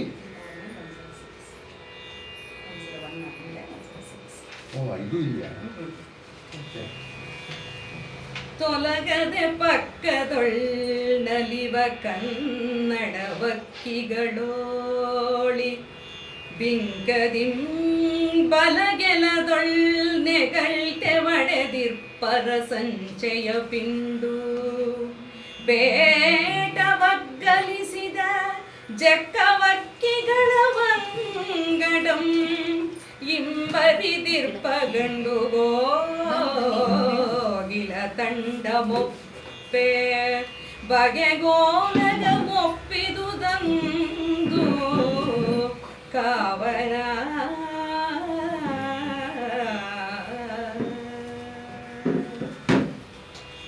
ಆವಾಗ ಒಂದೊಂದಾಗಿ ಮೊದಲನೇದಾಗಿ ಗಿಳಿಗಳ ಸಾಲು. ಇದು ಒಬ್ಬರು ವೆಂಕಟೇಶ್ ಅಂತ, ಡಾಕ್ಟರ್ ಟಿ ವೆಂಕಟೇಶ್ ಅಂತ ಕೆಮಿಸ್ಟ್ರಿ professor. ಆದರೆ ಅವರ ಆಟಗಳನ್ನು ತುಂಬ ಚೆನ್ನಾಗಿ ಆಡಿಸೋರು. ನಮ್ಮ ಸ್ಟೂಡೆಂಟ್ಸ್ ಬಂದಾಗ ಒಂದು ಆಟ ಆಡಿಸೋರು, ಭಾಳ ತಮಾಷೆಯಾದ್ದು. Nature orchestra. ನೀವೇನು ಕೃತ್ರಿಮವಾಗಿ ಬಳಸಬಾರ್ದು, ಪ್ರಕೃತಿಲಿರೋದು ಏನು ಬೇಕಾದ್ರೂ ಬಳಸ್ಬೋದು. ಅದನ್ನು ಬಳಸ್ಬಿಟ್ಟು ಶಬ್ದ ಮಾಡಬೇಕು. ನಾದ ಅಂತ ಹೇಳೋ ಧೈರ್ಯ ನನಗಿಲ್ಲ, ಸದ್ದು ಮಾಡಬೇಕು ಅಂತ ಇಟ್ಕೊಳ್ಳಿ. ಅಂದರೆ ಸಂಗೀತ ಅಂತ ಅವ್ರ ನಿರೀಕ್ಷೆ. ಟ್ರೈಬಲ್ ಸೆಂಟ್ರಿಗೆ ಕರ್ಕೊಂಡು ಹೋಗಿದ್ದೆ ಅವ್ರನ್ನ, ನಾವೇ ಮಾಡಿಸಿದ್ವಿ, ಅವ್ರನ್ನ ಕರ್ಕೊಂಡು ಹೋಗಿದ್ವಿ, ಅದು ನಾವೇ ಮಾಡಿಸಿದ್ವಿ. ಟ್ರೈಬಲ್ ಸೆಂಟರು ಹೆಜ್ಜೆ ಇಟ್ಟರೆ ಕಾಡು, ಅದೇ ಆ ಸ್ಕೂಲ್ ಇದ್ದಿದ್ದೇ ಕಾಡು ಮಧ್ಯೆ. ನೋಡ್ಬೇಕು, ಅವ್ರಿಗೆ ಎಲ್ಲ ಗಿಡ ಎಲ್ಲ ಗೊತ್ತು, ಹೆಂಗೆ ತೊಗೊಂಬಂದಿದ್ರು ನೋಡ್ಬೇಕಿತ್ತು. ಗಿಡದ ಎಲೆಗಳನ್ನು ಕಿತ್ಕೊಂಡ್ಬಂದಿದ್ರು, ಕೆಲವರು ಒಣಗಿದ ಕಾಯಿ ತೊಗೊಂಬಂದಿದ್ರು. ಹಂಗೆ ಮಾಡಿದ್ರೆ ಅದು ಒಳಗಡೆ ಬೀಜ ಆಯಿತು, ಜಿನ್ ಜಿನ್ ಜಿನ್ ಜಿನ್ ಜಿನ್ ಜಿನ್ ಅನ್ನೋದು. ಎಲೆಗಳನ್ನ ಸ್ವಿಶಿಂಗ್ ಶಬ್ದ. ಇನ್ನು ಕೆಲವರು ಏನು ಮಾಡಿಬಿಟ್ರೆ ಮಣ್ಣು ತೊಗೊಂಬಂದ್ಬಿಟ್ಟಿದ್ದಾರೆ, ಒಂದು ಪಾತ್ರೆನ ಇನ್ನು ಪಾತ್ರೆ ಚೆಲ್ತಾರೆ. ಕಿವಿ ಚೆನ್ನಾಗಿದ್ದು, ನಮ್ಮ ವಯಸ್ಸಿಗೆ ಕಷ್ಟ, ಸೂಕ್ಷ್ಮ ಕೇಳಿದ್ರೆ ಅದು ಒಂದು ಶಬ್ದ. ಹೀಗೆ ಇದು ನೇಚರ್ ಆರ್ಕೆಸ್ಟ್ರಾ ಅಂತ ಅವ್ರು ಕರೆಯೋರು. ಇಲ್ಲಿ ಪಕ್ಷಿಗಳು ಬೇರೆ ಬೇರೆ ತಮ್ಮ ಗುಂಪು ಮಾಡ್ಕೊಂಡು ಬಂದ್ಕೊಂಡು ಸೇರ್ಕೊಂಡಿವಿ ಅಂತ. ಹೇಗೆ ಬಂದಿದ್ವು ಅಂತ ಪಕ್ಕಕ್ಕೆ ಸರಿದೇನೆ ಅಲ್ಲೇ ನಲಿತಾ ಇರುವಂತಹ ಗಿಳಿಗಳ ಸಾಲು, ಗಿಳಿಗಳು ಆಯಿತು. ಆಮೇಲೆ ಬಿಂಕುದಿಂದ ಇನ್ನೊಂದು ಕಡೆಯಿಂದ ಬರುವಂತಹ ಅರಸಂಚೆ. ಅಂಚೆ ಅಂದರೆ ಸಾಕಿತ್ತು, ಹಂಸ ಅಂತ. ಇದು ಅರಸಂಚೆ. ಹಳೇ ಹಾಡು ಕೇಳಿದವ್ರು, ರಾಜಹಂಸ. ಹಳೇ ಸಿನಿಮಾ ಹಾಡು ಕೇಳಿದವ್ರು ಗೊತ್ತಿರುತ್ತೆ. ನಳದಮಯಂತಿ ಸಿನಿಮಾದ ಹಾಡು. ಅರಸಂಚೆಯು ಕಳುಹಿಸಿದ ಅಮರ ಸಂದೇಶವಿದು ಅಂತ ಒಂದು ಹಾಡಿತ್ತು, ಭಾಳ ಹಿಂದಿನ ಹಾಡುದು. ಭಾನುಮತಿನೋ ಯಾರೋ ಹಾಡಿರೋದು. ಆ ಅರಸಂಚೆಗಳು ಅವುಗಳ ಹಿಂಡು. ಆಮೇಲೆ ಕೆಲವು ಜಕ್ಕವಕ್ಕಿಗಳು, ಈ ಚಕ್ರವಾಕ ಪಕ್ಷಿಗಳು, ಅವು ಸ್ವಲ್ಪ ಒಳ್ಳೆ ಮೂಡಲ್ಲಿವೆ. ಮನ್ಮಥನ ಇಫೆಕ್ಟ್ ನೋಡಿ, ಸ್ವಲ್ಪ ಪ್ರಭಾವ. ಆ ಒಳ್ಳೆ ಮೂಡಲ್ಲಿದ್ದು ಅವುಗಳಲ್ಲಿ ತಮ್ಮದೇ ಗುಂಪು ಮಾಡ್ಕೊಂಡು ಅವು ಓಡಾಡ್ಕೋತಾ ಇವೆ. ಅಷ್ಟರ ಮೇಲೆ ಇನ್ನೊಂದು ತಂಡ. ಇದು ನೋಡಿ ಎಷ್ಟು ಸೂಕ್ಷ್ಮವಾಗಿ ಅವನು ಅದನ್ನು ಗಮನಿಸ್ಕೊಂಡಿದ್ದಾನೆ ಅಂತ. ಗಂಡು ಕೋಗಿಲೆಗಳ ತಂಡ ಅಂತಾನೆ. ಪ್ರಾಸಕ್ಕೂ ಚೆನ್ನಾಗಿದೆ, ಗಂಡು ಕೋಗಿಲೆಗಳ ತಂಡ ಅಂತ. ಅದು ಸರಿ, ಹಾಡೋದು ಗಂಡು ಕೋಗಿಲೆ, ಅದು ಒಂದು ಸ್ವಾರಸ್ಯ. ಅವುಗಳು ಬಂದು ಹೀಗೆ ಇವನ ಮನಸ್ಸಿಗೆ ಸಂತೋಷ ಆಗೋ ಹಾಗೆ ಇವನ ಈ ಮನ್ಮಥನ ಆಸ್ಥಾನ ಹೋಗ್ತಾ ಇತ್ತು. ಚೆನ್ನಾಗಿತ್ತು. ಎಲ್ಲ ಮಾರ್ಧವ, ಮೃದು, ಈ ಥರದ್ದೇನೆ ಪ್ರಕೃತಿಯ ಸಂಗೀತ. ಹೀಗೆ ಮೇಳವಿಸ್ಕೊಂಡು ಚೆನ್ನಾಗಿತ್ತು ಅಂದ್ಬಿಟ್ಟು ಆಮೇಲೆ ನಾನು ಪದ್ಯ ಯಾವ್ಯಾವ್ದು ಹೇಳಿದ್ದಾರೆ ನೋಡ್ಕೊಳ್ಳದೆ ಎಲ್ಲ ಪದ್ಯಕ್ಕೂ ಸಿದ್ಧನಾಗಿ ಬಂದ್ಬಿಟ್ಟಿದ್ದೀನಿ. ನಾನೇನು ಹೇಳಲ್ಲ, ಆದರೆ ಅವ್ನ ಸ್ವಾರಸ್ಯ ಅಷ್ಟೇ ಹೇಳ್ಬಿಡ್ತೀನಿ, ಒಂದೇ ಮಾತಲ್ಲಿ, ಹೆಚ್ಚು ಹೇಳೋಲ್ಲ ನಾನು. ಏನು ಅಂತಂದರೆ ಒಳಗಡೆ ಹೆಜ್ಜೆ ಇಟ್ಟರೆ ಸಾಕು, ಗಮ್ ಗಮ್ ಗಮ್ ಗಮ್ ಗಮ್ ಗಮ್ ಅನ್ನುತ್ತಂತೆ, ಅಂತಹ ಸುವಾಸನೆ. ಯಾಕೆ ಅಂತಂದರೆ ಇಲ್ಲಿ ಏನಾಗಿದೆ, ಅವರ ಪತ್ನಿಯರು ಅಲ್ಲಿ ಅವನ ಎಲ್ಲರೂ ಶಿಷ್ಯರೆಲ್ಲ ಅವರ ಪತ್ನಿಯರೆಲ್ಲ ಮೈ ಮೇಲೆ ಸುಗಂಧ ಹಾಕೊಂಡ್ಬಂದಿಲ್ಲ. ಅದಾದರೆ ಪರವಾಗಿರಲಿಲ್ಲ, ಅದು ವಾಸನೆ. ಅಷ್ಟೇ ಅಲ್ಲ, ಅವ್ರು ಯಾವ ಮಟ್ಟದ ಸುಗಂಧವನ್ನು ಸೇವಿಸ್ಬಿಟ್ಟು ಅದೇನು ಸುಗಂಧದ ಹಾಕೊಂಡ್ಬಂದಿದ್ದಾರೋ ಗೊತ್ತಿಲ್ಲ. ದ್ರೌಪದಿ ಸಂದರ್ಭದಲ್ಲಿ ರಾಜರಿಗೆಲ್ಲ ಕೊಟ್ಟಿಟ್ಟಿರ್ತಾರೆ ನೋಡಿ ಶಿಷ್ಯಂದರು, ಫಸ್ಟ್ ಕ್ಲಾಸ್ ಎಲೆ ಅಡಿಕೆ ತಾಂಬೂಲ, ಅದು ಹಿಂಗೆ ಹಾಕ್ಕೊಂಡ್ಬಿಡ್ಬೇಕಂತೆ. ಆ ವಾಸನೆಗೆ ದ್ರೌಪದಿ ಮರಳಾಗ್ಬಿಟ್ಟು ಬಂದು ಹಾರ ಹಾಕ್ಬಿಡ್ತಾರೆ, ಅದು ಕಲ್ಪನೆಯಲ್ಲಿ. ಆದರೆ ಅವ್ರ ಪಾಪ ಇಟ್ಕೊಂಡ್ಬಿಟ್ಟಿದ್ದಾರೆ. ಅವಳನ್ನ ನೋಡ್ಬಿಟ್ರು, ಅವಳು ಮರಳಾಗೋದಿರಲಿ, ಇವ್ರ ಬಾಯಿಗೆ ಹಾಕ್ಕೊಳ್ಳೋಕ್ಕೆ ಮರ್ತು ಹೋಗ್ಬಿಟ್ಟಿತ್ತು. ಹಾಗೇ ಇದ್ರಂತೆ, ಅವಳು ಹೊಟ್ಟೆ ಹೋಗಾಯ್ತು, ಸ್ವಾಮಿ ಹೋಗಾಯ್ತು ಇಲ್ಲ ಅಲ್ಲಿ, ಮತ್ತೆ ಎಲೆ ಅಡಿಕೆ ಕೈಯಲ್ಲಿದೆ ಅಷ್ಟೇ, ಬಾಯಲ್ಲಿ ಒಂದು ತುಂಡಿದೆ. ಹಾಗಿದ್ರಂತೆ ಅಂತ ಬರುತ್ತೆ. ಇವರು ಚೆನ್ನಾಗಿ ಹಂಗೆ ಹಾಕೊಂಡ್ಬಂದು ಅದಕ್ಕೆ ಉಸಿರು ಬಿಟ್ಟರೆ ಅವರು ಸುವಾಸನೆ ಬರ್ತಿತ್ತಂತೆ. ಸ್ವಾರಸ್ಯ ಅದು. ಬೀಚಿಯವ್ರ ಮನೆಯಲ್ಲಿ ಮಡಿ ಅಂದರೆ ಮಡಿ, ಬೀಚಿ ಅಲ್ಲ, ಆ್ಯಂಟಿಥೀಸಿಸು ಬೀಚಿ, ಮಹಾಮಡಿ. ಮನೇಲಿ ಯಾವಾಗಲೂ ಹೇಳಿಬಿಟ್ಟಿದ್ರಂತೆ ಈರುಳ್ಳಿ ತಿನ್ನಬಾರ್ದು, ಉಳ್ಳಾಗಡ್ಡಿ ತಿನ್ನಬಾರ್ದು ಅಂತ. ತಕ್ಷಣ ಈ ಹುಡುಗ ಅದೇನು ಹಾಗಾದರೆ ತಿನ್ನಬಾರ್ದು ಅಂದರೆ ತಿಂದು ನೋಡಬೇಕು ಅಂತ ಹೋದರು ತಿಂದರು ಬಂದರು. ಮನೆಗೆ ಬಂದ ತಕ್ಷಣ ಗೊತ್ತಾಗೋಯ್ತಂತೆ ಉಳ್ಳಾಗಡ್ಡಿ ತಿಂದು ಬಂದೇನೋ ಅಂತ ಹೊರೆಯೋಕೆ ಹೋದ್ರಂತವ್ರು. ಯಾರು ಹೇಳಿದರು? ಇನ್ಯಾರು ಹೇಳಿದರು? ಉಳ್ಳಾಗಡ್ಡಿನೇ ಹೇಳುತ್ತು ಅಂತ ಆತ. ಇವರುಗಳು ಉಸಿರು ಬಿಟ್ಟರೆ ಆ ಕಂಪು ಅಂಥದ್ದು. ಆಮೇಲೆ ಆ ಕಸ್ತೂರಿ ಅವರು ಹಾಕ್ಕೊಂಡಿದ್ದಂತ ಲೇಪಿಸ್ಕೊಂಡಿದ್ದ ಕಸ್ತೂರಿಯ ವಾಸನೆ. ಅಷ್ಟು ಮೇಲೆ ಇನ್ನೊಂದು ಸ್ವಾರಸ್ಯ ಅಂದರೆ ಅವರು ಮುಡಿದಿದ್ದಂತಹ ಹೂಗಳ ವಾಸನೆ. ಇದನ್ನು ಚೆನ್ನಾಗಿ ಹೇಳಬೇಕಂದ್ರೆ ನರಸಿಂಹಸ್ವಾಮಿಯವರೇ ಸರಿ. ಆ ನಯ, ಅದೊಂದು ಸಾಲು ಟೆಂಪ್ಟೇಷನ್ ತಡೆಯೋಕ್ಕಾಗ್ತಿಲ್ಲ ಹೇಳ್ತೀನಿ ಅಷ್ಟೇ, ಸಂಬಂಧಪಟ್ಟಿಲ್ಲ ಮೇಡಮ್, ದಯವಿಟ್ಟು ಬೇಜಾರು ಮಾಡ್ಕೋಬೇಡಿ. ನೀನು ಹಾಡಿದೆ ನಾನು ನುಡಿಸಿದೆ, ನೀನು ಹಾಡಿದೆ ನಾನು ನುಡಿಸಿದೆ, ಹಾಡು ಕರಗಿತು ಮೆಲ್ಲಗೆ, ಕಂಪ ಸೂಸಿತು ತಂಪು ಗಾಳಿಗೆ ನಿನ್ನ ಹೆರಳಿನ ಮಲ್ಲಿಗೆ. ಅದು ಆ ಮಲ್ಲಿಗೆ ಕವಿಗೆ ಹೇಳೋಕೆ ಸಾಧ್ಯ. ಅದೇ ನೈದಲ್ಲಿ ಹೇಳ್ತೀಯ ಕವಿ, ಅದೇ ನೈದಲ್ಲಿ ಅಂಥದ್ದು ಇವೊಂದು ಆಯಿತು. ಹೀಗಿದ್ದಾಗ ನಡೀತಾ ಇದೆ. ಯಾರೋ ಬಂದುಬಿಟ್ರು. ಯಾರು ಬಂದರು ಅಂತಂದರೆ ಸಾಯಂಕಾಲ ಬಂದ್ಬಿಡ್ತು. ಹೆಂಗೆ ಸಾಯಂಕಾಲ ನಿಮ್ಗೆ ಗೊತ್ತು, ಮುಗಿಲ ಮಾರಿಗೆ ರಾಜರತಿಯ ನಂಜ ಏರಿತ್ತ ಆಗ ಸಂಜೆ ಆಗಿತ್ತ. ಸಂಜೆ ಬರ್ತಾ ಇದೆ, ಇರುಳು ಬಂದಂಗೆ ಬಂದ್ಬಿಟ್ಲಂತೆ ಒಬ್ಬಳು ಸುಂದರಿ. ಅವಳು ಬಂದುಬಿಟ್ಟು ಭಾಳ ಸಿದ್ಧವಾಗಿ ಎಲ್ಲ ಮಾಡಿ, ಅವಳದ್ದು ಏನು ಕೈಗೆ ಹಾಕಿರೋ ಬಣ್ಣ ಕೆಂಪು ಬಣ್ಣ ಹೆಂಗಿದೆ ಅಂದರೆ ಮೇಲ್ಗೇರಿರೋ ಕೆಂಪು ಬಣ್ಣ ಇದೆ ಆಕಾಶದ, ಅದನ್ನು ಮೀರಿಸುತ್ತಂತೆ. ಅವಳ ಕೂದಲು ಅದೆಷ್ಟು ಕಪ್ಪುದೆ, ಡೈಡಲ್ಲ ಅದು, ಸಹಜವಾದ ಕೂದಲೇನೆ. ಎಷ್ಟು ಕಪ್ಪಾಗಿತ್ತು ಅಂತಂದರೆ ಕತ್ತಲೇ ಮ್ಯಾಕ್ಸು ಹಂಗಿತ್ತಂತೆ ಅವಳದು. ಕವಿ ಯಾವ ರೀತಿ ಹೋಲಿಕೆ ಎಲ್ಲ ಕೊಡ್ತಾನೆ ನೋಡಿ, ಉತ್ಪ್ರೇಕ್ಷಣೆ ಹೆಂಗೆ ಮಾಡ್ತಾನೆ, ಕಣ್ಣು ಕಟ್ಟೋನು. ಅಂಥವಳು ಸುಂದರಿ ಬಂದ್ಲು. ಯಾರೋ ಮಹಾರಾಣಿ ಅನ್ಕೊಂಡ್ಬಿಡ್ಬೇಡಿ, ಸೇವಕಿನೇ ಅಷ್ಟು ಚಂದ. ಇನ್ನು ರಾಣಿರು ಇನ್ನು ರತಿ ಇನ್ನು ಹೆಂಗಿದ್ದಿರಬೇಕು, ಇಚ್ಛೆಗಾರ್ತಿ ಅಂತಂತಾನಲ್ಲ. ಅವ್ರು ಬಂದ್ಬಿಟ್ಟು, ಸ್ವಾಮಿ ಇಲ್ಲೊಬ್ರು ಬಂದಿದ್ದಾರೆ ತಮ್ಮನ್ನು ನೋಡೋದಕ್ಕೆ ಅಂತ ಮನ್ಮಕ್ಕಳು ಹೇಳಿದ್ರು. ಅದರಿಂದ ಓಕೆ ಬಂದು ಯಾರು ಬಂದಿದ್ದಾರೆ ಅಂದರೆ ಜೊನ್ನಮ್ಮನ್ ಜ್ಯೋತ್ಸ್ನೆಯನ್ನ ಹೇಳೋ ಹಂಗಿಲ್ಲ, ಶಾಂತ ಪಾಪಂ. ಯಾಕೆಂದರೆ ಆ ಜೊನ್ನವನ್ನು ಬೆಳದಿಂಗಳನ್ನ ನುಂಗುವಂತಹ ಚಕ್ರವಾಕ ಪಕ್ಷಿ ಅದು ಬಂದಿದೆ, ನಿಮ್ಮನ್ನ ನೋಡೋದಕ್ಕೆ ಅಪಾಯಿಂಟ್ಮೆಂಟ್ ಕೊಡ್ತೀರಾ ಅಂತ ಕೇಳಿದ್ರು. ಆಯಿತು, ಸಮಯ ಇದೆ ಬರಲಿ ಅಂತ ಅಂದ ತಕ್ಷಣ ಅದು ಬರ್ತಾ ಇದೆ, ಅದು ಬರಬೇಕೀಗ. ಆವಾಗ ಇಲ್ಲಿ ಸಭೆಯೊಳಗೆ ಸಭೆಯಲ್ಲಿ ಎರಡು ಥರ, ಒಂದು ಹಾರ್ಡ್ವೇರು, ಇನ್ನೊಂದು ಸಾಫ್ಟ್ವೇರು. ಈ ಸುಗಂಧ ಗಿಗಂಧ ಎಲ್ಲ ಸಾಫ್ಟ್ವೇರು, ಅಲ್ಲಿ ಇದ್ದದ್ದ ಯುವತಿಯರು ಅವರೆಲ್ಲ ಹಾರ್ಡ್ವೇರು. ಅವರನ್ನ 3 ಥರ ವಿಂಗಡಿಸ್ತಾನವನು. ಒಂದು ಹದಿಹರೆಯದವರು, ಇನ್ನು just stepping into youth, ಯೌವನ ಕಾಲಿಡ್ತಿರೋರು. ಇನ್ನೊಂದು ಮಧ್ಯದವರು, ಯೌವನ. ಮೂರನೆಯವರು ಪ್ರೌಢೆಯರು. 3 ಥರದವರು ಇದ್ದಾರೆ. ಅವರುಗಳು ಹೇಗಾಗಿದ್ದರು, ಒಬ್ಬೊಬ್ಬರು ಹೇಗಾಗಿದ್ದರು ಅಂತ ಅದನ್ನು ವಿವರಿಸ್ಕೊಂಡು ಹೋಗ್ತಾನವನು. ಅವರ ಕಾಲ ಗೆಜ್ಜೆಯ ಶಬ್ದ, ಆಮೇಲೆ ಅವರ ಕಣ್ಣಿನ ಬೆಳಕು ಹೆಂಗಿತ್ತು ಅಂತಂದರೆ ಟ್ಯೂಬ್ಲೈಟೇ ಬೇಡ ರೀ, ಅವ್ರ ಕಣ್ಣು ಬಿಟ್ಟರೆ ಫುಲ್ ಲೈಟು ಇಲಿಮಿನ್ ಅವ್ರ ಕಣ್ಣಿಂದಾನೆ. ಆ ಥರ ದ್ರೌಪದಿಗೆ ಹೇಳ್ತಿದ್ರು ಗೊತ್ತಿದ್ದಿಲ್ಲ. ದ್ರೌಪದಿ ಬಂದು ಅಮ್ಮನ ಹತ್ರ ಹತ್ಕೊಂಡ್ಲಂತೆ. ದ್ರೌಪದಿ ಅಷ್ಟು ಪುಟ್ಟ ಮಗುವಾಗಿ ಇರಲೇ ಇಲ್ಲ, ಹುಟ್ಟುತ್ತಾನೆ ದೊಡ್ಡವಳಾಗೆ ಹುಟ್ಟಿದ್ದವಳು. ಅದೇ ತಮಾಷೆಗೆ ಹೇಳೋದು ಅವ್ರ ಸೌಂದರ್ಯಕ್ಕೆ. ಅಮ್ಮ ನನ್ನನ್ನು ಯಾರು ಆಟಕ್ಕೆ ಸೇರಿಸ್ಕೊಳ್ಳಲ್ಲಮ್ಮ, ಯಾಕೆ ಕಣ್ಣ ಮುಚ್ಚಾಲೆ ಆಡೋಣ ಅಂತಂದರೆ ಕತ್ಲೆ ಕೊನೆಯಲ್ಲಿ ನೀನು ಬಚ್ಚಿಡೋ ಹಾಗೆ ಇಲ್ಲ. ನಿನ್ನ ಕಣ್ಣು ಬೆಳಕಿಗೆ ಇಡೀ ರೂಮೇನೇ ಬೆಳಕಾಗಿರುತ್ತೆ, ಕೊಠಡಿ ಏನೆಲ್ಲಿ ಬಚ್ಚಿಡೋಣ, ಆಮೇಲೆ ಅಲ್ಲೆಲ್ಲ ಮೂಲೆಯಲ್ಲಿ ಬಚ್ಚಿಡೋಣ, ನಿನ್ನ ಮೈಯಿಂದ ಹೆಂಗೆ ಸುವಾಸನೆ ಬರುತ್ತೆ ತಕ್ಷಣ ಕಂಡುಹಿಡಿತಾರೆ ನಿನ್ನನ್ನು. ಹೀಗಂದು ಯಾರೂ ನನ್ನ ಸೇರಿಸ್ಕೊಳ್ಳಲ್ಲಮ್ಮ ಆಟಕ್ಕೆ ಅಂತಿದ್ಲಂತೆ. ಆ ಮೂಲಕ ಅವಳ ಸೌಂದರ್ಯನ ವರ್ಣಿಸೋದು. ಹಾಗೆ ಇಲ್ಲಿ ಒಬ್ಬೊಬ್ಬರು ಇವರುಗಳು ಬಂದರೆ ನೆಕ್ಸ್ಟ್ 106. ಸರಿ, ಆಯಿತು. ಅವರುಗಳು ಬರ್ತಾ ಇದ್ದರೆ ಅವ್ರ ಹೆಜ್ಜೆ ಇಟ್ಕೊಂಡು ಬಂದರೆ ಸಾಕು, ಕೆಂಪು ಮಲ್ಲಿಗೆ ಇರ್ತಿತ್ತಂತೆ ಒಂದೊಂದು. ನರಸಿಂಹಸ್ವಾಮಿಯವರು ಬಂದ್ಬಿಟ್ಟು ಕೆಂಪನೇ ತಾವರೆ ಇರ್ತಿತ್ತಂತೆ ಅವ್ರ ಹೆಜ್ಜೆ ಇಟ್ಟ ಕಡೆ, ಕಾಲಲ್ಲಿ ಕೆಂಪು ಇರ್ತಿತ್ತಲ್ಲ ಹಾಗೆ ತಾವರೆ ಇರ್ತಿತ್ತು ಅಂತ. ಅವ್ರು ತಾವರೆ ಇಡೋಲ್ಲ, ನರಸಿಂಹಸ್ವಾಮಿರು ಮಲ್ಲಿಗೆ ಇಡ್ತಾರೆ ಅಷ್ಟೇ. ನೀನು ಅಡಿಯ ನಿಟ್ಟ ಕಡೆ ಒಂದು ದೊಡ್ಡ ಮಲ್ಲಿಗೆ, ಹೆಜ್ಜೆ ಹೆಜ್ಜೆಗೆ ಒಂದು ದೊಡ್ಡ ಮಲ್ಲಿಗೆ ಅಂತಾರೆ ಅವರು.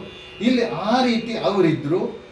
ಆದ್ಮೇಲೆ ಪ್ರೌಢೆಯರು ಹೇಗಿದ್ರು ಅಂತಂದ್ರೆ, ಇವರು ಪ್ರೌಢೆಯರು, ಬುದ್ಧಿ ಹೆಚ್ಚು, ಯಾರನ್ನ ಹೆಂಗೆ ಗೆದ್ಕೋಬೇಕು ಗೊತ್ತು, ಯಾರನ್ನ ಹೆಂಗೆ ತಮ್ಮ ಹತೋಟಿಗೆ ತಂದ್ಕೋಬೇಕು ಗೊತ್ತು. ಅವರು ಚಂದ್ರನನ್ನೂ ಹತೋಟಿಗೆ ತಂದ್ಕೋತಾರೆ, ಕುಬೇರನನ್ನೂ ಬೇಕಾದ್ರೆ ತಂದ್ಕೋತಾರೆ.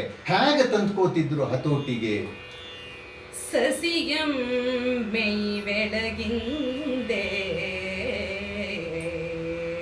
പൊന്നൊടയനം പെമ്പിന്റെ മാദേവനം പെസർവെത്തിഞ്ചരതിന്റെ സന്തവിധിയം ജാണിന്റെ മെയ്ഗണ്ണനം പൊസത പഗ്ഗದ ಗಾಡಿಯಿಂದೆ ಪಿರಿದುಂಬೆಳ್ ಮಾಡಿ ಬೇಳ್ಬಂತೊಡುಬ್ಬಸಂ ಮಾಡುವ ಬರ್ತೆಯರ್ ಪಲವರುಂ ಕಣ್ಗೆ ಬೆಡಂಗಾದರೋ.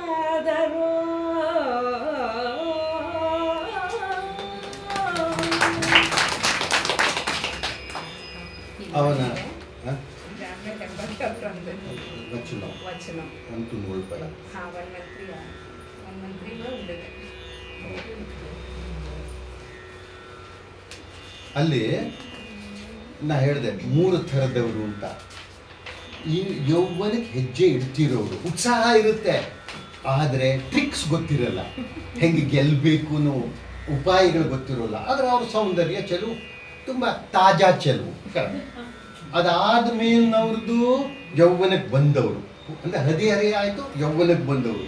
ಅವ್ರದ್ದು ಗೆಜ್ಜೆಯ ಶಬ್ದ ಏನು, ಅವ್ರ ಹೆಜ್ಜೆ ಇಟ್ಟರೆ ಆ ಕಮಲ ಮೂಡೋದೇನು. ಅದರಲ್ಲಿ ಕಾಳಿದಾಸನು ಆ ಮಾತನ್ನು ಹೇಳ್ತಾನೆ, ರಾಣಿಯರು ಕೊಳದಲ್ಲಿ ಜಲಕ್ರೀಡೆಯನ್ನಾಡಿ ಹೋಗ್ತಿರ್ಬೇಕಾದ್ರೆ ಕಾಲಿಗೆಲ್ಲ ಆ ಬಣ್ಣ ಹಚ್ಕೊಂಡಿರ್ತಾರಲ್ಲ, ಬಣ್ಣ ಹಚ್ಕೊಂಡಿಂದ ಹೆಜ್ಜೆ ಇಟ್ಕೊಂಡು ಹೋದರೆ ಕೆಂಪು ಕೆಂಪು ಕೆಂಪು ಕೆಂಪು ಕೆಂಪು ಕಮಲ ಇಟ್ಟಂಗೆ ಆಗ್ತಿತ್ತು ಅಂತ. ಅದೇ ರಾಜ್ಯ ಎಲ್ಲ ಬಿದ್ದು ಹೋದ್ಮೇಲೆ ಏನಾಯಿತು ಅಂದರೆ, ಅದೇ ಜಾಗದಲ್ಲಿ ಕಾಡು ಥರ ಬೆಳೆದು ಹುಲಿ ಬಂದು ಹೋಗ್ತಿತ್ತಂತೆ, ಪ್ರಾಣಿಯನ್ನು ಸಾಯಿಸ್ಬಿಟ್ಟು ಕಾಲೆಲ್ಲ ರಕ್ತ ಅದ್ರ ಗುರುತಿರ್ತಿತ್ತಂತೆ. ಹಿಂಗೆ ಅದ ಪತನವನ್ನು ತೋರಿಸ್ತಾನೆ ನೋಡಿ ಕಾಳಿದಾಸ. ಇಲ್ಲಿ 3ನೇ ಹಂತದವ್ರು ಯಾರು? ಪ್ರೌಢೆಯರು. ಅವ್ರದ್ದು ಸಿದ್ಧತೆಯೂ ಚೆನ್ನ, ಬುದ್ಧಿ ಎಲ್ಲ ಇರುತ್ತೆ, ಸೌಂದರ್ಯ ಚೂರು ಹೋಗಿರ್ಬೋದು, ಆದರೆ ಬೇರೆ ಥರ ಬುದ್ಧಿ ಎಲ್ಲ ಇದೆ, ಹೇಗೆ ಉಪಯೋಗಿಸ್. ಇನ್ನೊಂದು, ಅವರು ಗುರಿ ಇಡೋಂತಹ ಯಾರು ಬಲಿ ತಗೋಬೇಕು ಅಂತ ಇಟ್ಕೊಂಡಿರೋ ಮನಸ್ಸು, ಅವರು ಕೈಯಲ್ಲಿ ದೊಡ್ಡ ಮಟ್ಟದವರು, ಸಾಮಾನ್ಯರನ್ನಲ್ಲ. ಹೇಗೆ ಅಂತಂದರೆ ಶಶಿ, ಸಸಿ ಅನ್ನೋ ಶಬ್ದವನ್ನು ಉಪಯೋಗಿಸ್ತಾನೆ ತದ್ಭವವನ್ನು. ಶಶಿಯನ್ನು ಗೆಲ್ಲಬೇಕು, ಚಂದ್ರನನ್ನು ಗೆಲ್ಲಬೇಕು. ಹೇಗೆ ಅಂತಂದರೆ ಮೈ ಬೆಳಗಿದ್ದೆ, ಅವ್ರ ಮೈಯಲ್ಲೇ ಬೆಳದಿಂಗಳಿದೆ, ಅದರಿಂದ ಚಂದ್ರನ ಗೆಲ್ತಾರೆ ಅವರು. ಬರೀ ಗೆಲ್ಲೋದಲ್ಲ, ಅವಳು ಆಮೇಲೆ ಹೇಳ್ತಾನೆ ಬೆಳ್ಳಿಸಿ ಅಂತ, ಅಂದರೆ ಮರುಳು ಮಾಡಿ ಅಂತ. ಮೋಸ ಅಂದರೆ ಮೋಸ ಅಲ್ಲ, ಮರುಳು ಮಾಡಿ ಅಂತ. ಆಯಿತು. ಹೊನ್ನೊಡೆಯ, ಹೊನ್ನಿಗೆ ಒಡೆಯ, ಕುಬೇರನನ್ನು ಹೇಗೆ ಗೆಲ್ಲಬೇಕು? ತಮಾಷೆ ಇದು. ನೀವು ಯಾವುದೋ ಒಂದು ಪದ್ಯದಲ್ಲಿ ಒಬ್ರು ಹೇಳಿದ್ರು, ಮಾಡರ್ನ್ ಕುಸ್ತಿ ಬಗ್ಗೆ ಪದ್ಯ, ಮಾಡರ್ನ್ ಕುಸ್ತಿ ಅಂತಲೋ ಆಧುನಿಕ ಕುಸ್ತಿ ಅಂತಲೋ ಏನೋ ಆ ಥರದ ಪದ್ಯ. ಅಲ್ಲಿ ಹೇಳ್ತಾನೆ, ಈ ಕುಸ್ತಿಯಲ್ಲಿ ರೂಲ್ಸೇ ಇಲ್ವೋ ಅಂತೀಯಾ? ಇದೆ ಒಂದೆರಡು, ಇವಿಯಂತೆ ಒಂದೆರಡು ರೂಲ್ಸು. ತಕರಾರು ಮಾಡಬೇಕು, ತಕರಾರೇ ಕರಾರು, ಈ ಥರದ್ದೆಲ್ಲ ಬರ್ತಾ ಹೋಗುತ್ತೆ. ಏನು ಅಂತ ಅದನ್ನು, ಆ ಪದ್ಯ ಏನು? ನವ್ಯ ಪದ್ಯ, ಆದರೆ ಹೊಡೆತ ಕೊಡ್ತಿರೋದು ನವ್ಯಕ್ಕೇನೆ. ನವ್ಯ ಪದ್ಯವನ್ನು, ನವ್ಯವನ್ನು ಬೈಯೋದಕ್ಕೆ ಉಪಯೋಗಿಸ್ತಾ ಇದ್ದಾರೆ. ಅದಕ್ಕೆ ಗೌರೀಶ್ ಕಾರ್ಕಳಿ ಹೇಳಿದರು, ನವ್ಯವನ್ನು ನವ್ಯದಿಂದಲೇ ಪ್ರಘಾತ ಮಾಡುವಂತಹ ಪ್ರಯತ್ನ ಇದು ಅಂತ. ಇಲ್ಲಿ ಅವರವ್ರದ್ದು ಏನು ಶಕ್ತಿ ಇದೆಯೋ ಚಂದ್ರನಿಗಿರೋದು, ಅದರಿಂದಾನೇ ಅವನನ್ನು ಮರಳು ಮಾಡ್ತಾರೆ ಅವರು. ಅಂದರೆ ನಿನಗಿಂತ ನಾವೆಷ್ಟು ಮೇಲೆ ಅಂತ. ಶಶಿಯನ್ನು ಬೆಳದಿಂಗಳಿಂದ ಆಯಿತು. ಹೊನ್ನೊಡೆಯ ಕುಬೇರನನ್ನು ವೈಭವದಿಂದ. ಕುಬೇರನ ಕೇಳಬೇಕು ವೈಭವ ಅನ್ನೋದು, ಅವನಿಗೆ ಸಮಸ್ತ ವೈಭವ ಅವನದೇನೆ, ಅವನನ್ನು ವೈಭವದಿಂದ ಗೆಲ್ತಾರೆ ಇವರು. ಅಂದರೆ ಇವರು ಎಷ್ಟು ಮಟ್ಟಿಗೆ ಅವನನ್ನು ಮೀರಿಸಬಹುದು ನೋಡಿ. ಆಮೇಲೆ ಮಹಾದೇವನನ್ನು ಮಹಾದೇವನನ್ನು ಯಾವುದರಿಂದ ಅಂದರೆ ತಮ್ಮ ಇಂಚರದಿಂದ, ಸವಿಯಾದ ಧ್ವನಿಯಿಂದ. ಇವ್ರ ಥರ ಧ್ವನಿ ಇತ್ತು ಕಾಣುತ್ತೆ ಅವ್ರಿಗೂ, ಅದನ್ನು ಉಪಯೋಗಿಸ್ಬಿಟ್ಟಿದ್ದಾರೆ.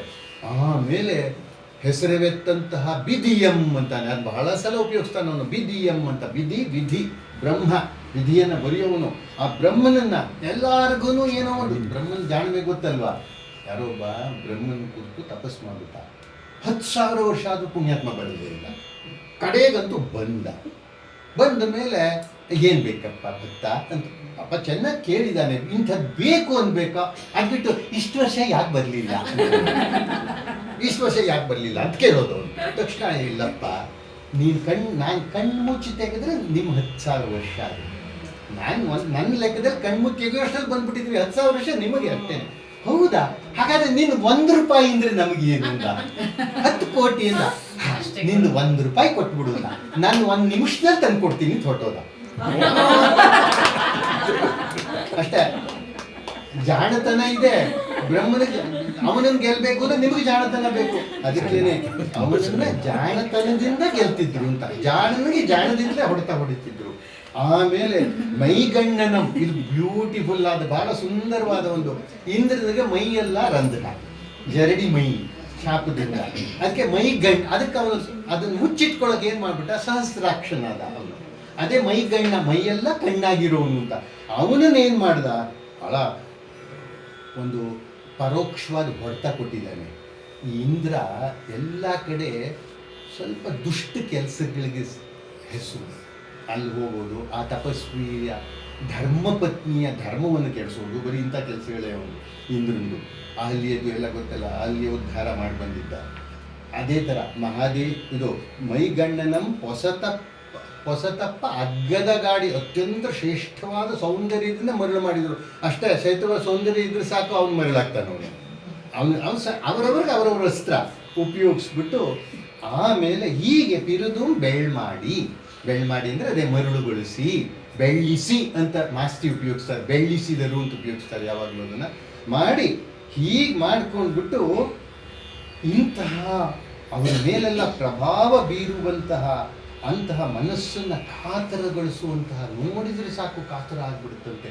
ವಯಸ್ಸಾಗಿದೆ, ಕೀಚಕ ಇದ್ದಾನಲ್ಲ ನಮ್ಮ ದ್ರೌಪದಿನ ಕೇಳ್ತಿರ್ತಾನೆ, ತರಳೆ. ನಮ್ಮ ಇವತ್ತಿನ ಅರ್ಥ ಇಲ್ಲ, ತರಳೆ ಅಂತಲ್ಲ ಅದು, ತರಳೆದ ಹುಡುಗಿಯೇ ಅಂತಿದ್ದಾನೆ. ಅವಳಿಗೆ 5 ಮಕ್ಕಳು, 13ನೇ ವರ್ಷ ವನವಾಸ. ಅಂದರೆ ಮಕ್ಕಳಿಗೆ 20 ವರ್ಷವೇನೋ ಆಗಿದೆ, 18-20 ವರ್ಷ.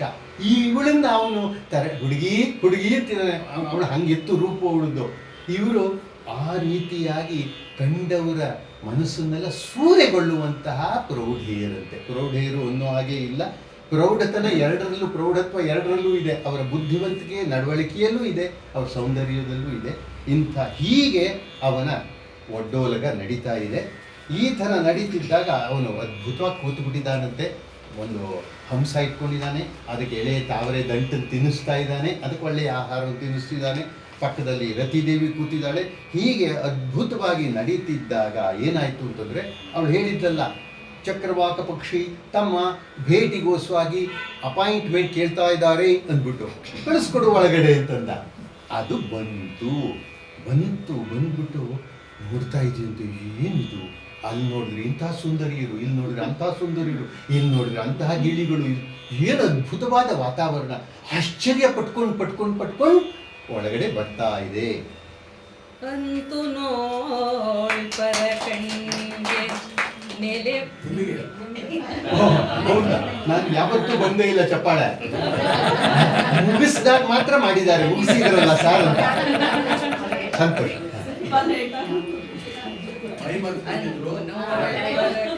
ಅದಕ್ಕೆ ನಾನು ವಚನನ ಪದ್ಯಪುರ ಓದಕ್ಕೆ ಶುರು ಮಾಡಿದೆ. ಅಲ್ಲ, ಪ್ರತಿಯೊಂದು ವಾಕ್ಯಕ್ಕೂ ಹೊಡಿಬೇಕಾಗತ್ತೆ, ನಿಮ್ಗೆ ತೊಂದರೆ ಆಗುತ್ತೆ.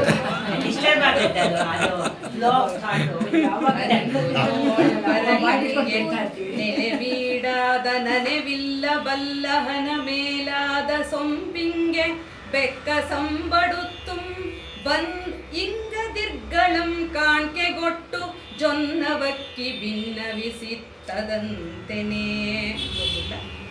ಓದ್ತೀವಿ ನಾವು? ಇಲ್ಲ, ನಾನು ಹೇಳ್ತೀನಿ. ಇದು ಒಂದು ಸ್ವಾರಸ್ಯ ಮಾಡಿದ್ದಾರೆ ಇಲ್ಲಿ ಕವಿ. ಮೊದಲೇದಾಗಿ ಅದನ್ನು ಲಿಸ್ಟ್ ಮಾಡಬಹುದು, ಪಟ್ಟಿ ಮಾಡ್ಬೋದು. ಎಷ್ಟು ಶಬ್ದಗಳನ್ನು ಮನ್ಮಥರು ಉಪಯೋಗಿಸಿದ್ದಾರೆ, ಎಷ್ಟು. ಕರುವಿಲ್ಲ, ಕಬ್ಬನ್ನ ಬಿಲ್ಲಾಗಿ ಇಟ್ಕೊಂಡವನು. ಅಲ್ಲಿಂದ ಶುರು ಮಾಡಿ ನನೆ ಗಣೆ, ನನೆ ಹೂವನ್ನು ಬಾಣವಾಗಿ ಇಟ್ಕೊಂಡವನು ಕಣೆ. ಈ ಥರ ಬೇಕಾದಷ್ಟು ವಿವರಗಳಿವೆ. ಇಲ್ಲಿ ಇವನು ಕಾಮಪ್ರಭು, ಇವನೇ ಒಡೆಯ. ನಿಜವಾಗಿಯೂ ಅವನ ಪ್ರಭಾವ ಇರೋದು ಮನಸ್ಸಿನ ಮೇಲೆ. ಅವನ ಪ್ರಭಾವ ಆಗೋದು ಯಾವಾಗಲೂ ಮನಸ್ಸಿನ ಮೇಲೆ ಇರಲಿ. ವೈಭವ, ಆ ಸೌಂದರ್ಯಕ್ಕೆ ಬೆರಗಾಗ್ಬಿಟ್ಟು ಬಂತಂತೆ. ಸಾಮಾನ್ಯವಾಗಿ ನಮ್ಮ ಕೈಯಲ್ಲಿ ಏನಿದೆಯೋ ಅದನ್ನು ನಾವು ಕೊಡ್ತೀವಿ. ದಾನವಾಗಿ ದೇವರಿಗೆ ಕಾಣಿಕೆ ತೊಗೊಂಡು ಹೋಗೋದು ಯಾವುದು, ನಮ್ಮ ಕೈಯಲ್ಲಿ ಏನಿದೆಯೋ ಅದನ್ನು ನಾವು ಕೊಡ್ತೀವಿ. ಇದು ತಾನು ತಿನ್ನೋದು, ಬೇರೆ ಕಣ್ಣಪ್ಪ ತಾನು ತಿನ್ನೋ ಮಾಂಸವನ್ನು ಕೊಟ್ಟ. ಅಯ್ಯೋ ಇಲ್ಲ ರೀ, ಈಶ್ವರ ವೆಜಿಟೇರಿಯನ್ ಅಲ್ವೇ ಅಂತಂದ್ರೆ ಏನು ಮಾಡೋಕ್ಕಾಗುತ್ತೆ? ಅವನು ಪಾಪ ಮನುಷ್ಯ ಮಾಡಿರೋದೇ ಹಾಗೆ, ತಾನು ತಿನ್ನೋದನ್ನು ಕೊಡ್ತಾನೆ ದೇವರಿಗೆ. ಹಾಗೆ ಇದು ಬೆಳದಿಂಗಳ ಕಿರಣವನ್ನು ಜೊನ್ನಬಕ್ಕಿ ಏನು ಮಾಡ್ತು ಅಂದರೆ ತಾನು ತಿನ್ನೋದದು ಅದನ್ನೇ ಕುಡಿಯುತ್ತೆ. ಅದನ್ನೇ ಆ ಕಿರಣಗಳನ್ನೇ ತಂದು ಕಾಣಿಕೆಯಾಗಿ ಹಿಂಗೆ ಕೊಟ್ಬಿಟ್ಟು ಮಾತಾಡ್ತಾ ಇದೆಯಂತೆ. ನಿಮಗೆ ಗೊತ್ತು, ಜನ್ಮೇಜಯನ ಆಸ್ಥಾನ ನಡೀತಿರ್ಬೇಕಾದ್ರೆ ಒಬ್ಬ ಉತ್ತಂಕ ಅಂತ ಬರ್ತಾನೆ. ಮಹಾಭಾರತದ ಆರಂಭನೇ ಅದು. ಉತ್ತಂಕ ಅಂತ ಬರ್ತಾನೆ. ನಾಚಿಕೆ ಆಗಲ್ವೇನೋ ನಿನಗೆ? ಕೂತ್ಕೊಂಡಿದೆಯೇನೋ? ನಿಮ್ಮ ಅಪ್ಪ ಹೆಂಗೆ ಸತ್ತ ಗೊತ್ತಿಲ್ವೇನೋ ನಿನಗೆ? ಹೆಂಗೆ ಸತ್ತ ನಮ್ಮಪ್ಪ ಅಂತ. ಯಾಕೆಂದರೆ ಉತ್ತಂಕನಿಗೆ ಒಂದು ತೊಂದರೆ ಮಾಡಿರುತ್ತೆ ತಕ್ಷಕ, ಹಾಗೂ ಬಹಳ ತೊಂದರೆ ಮಾಡಿರುತ್ತೆ. ಅದಕ್ಕೆ ಸೇಡ್ ತೀರಿಸ್ಕೋಬೇಕು ಅಂತ ಇವನು ಒಬ್ಬರಿಗೆ ಸಾಧ್ಯವಿಲ್ಲ, ರಾಜನ ಒಂದು ಬೆಂಬಲ ಬೇಕು. ಅದಕ್ಕೆ ಬಂದು ಹೇಳ್ತಾನೆ, ನಿಮ್ಮ ಅಪ್ಪನ ಸಾಯಿಸಿದವನು ತಕ್ಷಕ ಕಣೋ, ಸೇಡ್ ತೀರಿಸ್ಕೊಡೋ, ಮಾಡೋ ಸರ್ಪಿಯಾಗಾನ ಅಂತ. ಹೌದೇ ಅಂತ ಮಂತ್ರಿಗಳನ್ನು ಕನ್ಸಲ್ಟ್ ಮಾಡ್ತಾನೆ ಅವನು. ಹೌದು ಸ್ವಾಮಿ, ನಿಮ್ಮ ತಂದೆ ಪರೀಕ್ಷಿತ್ ಮಹಾರಾಜರು ಸತ್ತಿದ ಹಾಗೇನೆ ತಂದಾಗ ಸರ್ಪಿಯಾಗ ಶುರು ಆಗುತ್ತೆ. ಆ ರೀತಿ ಚುಚ್ಕೊಡೋದು ಬಂದಿದೆ. ಇದು ಬಂದಿದೆ. ಸ್ವಾಮಿ ಏನಾಯ್ತು ಗೊತ್ತಾ? ನೀವು ಅಂತಂದ್ರೆ ಏನು? ನಿಮಗೆ ತಲೆ ಬಾಗದೇ ಇರೋವರೇ ಯಾರೂ ಇಲ್ಲ.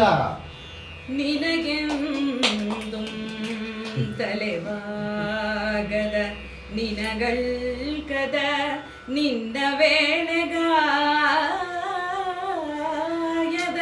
ಪಿರಿದು ನಿನಗೆ ಬೆಸಗೆದು ಬಾಳದ ನಿನಗೋಡದ ಪಗೆವರೆಂಬರಿಲ್ಲಿಂದು ಬರುಂ.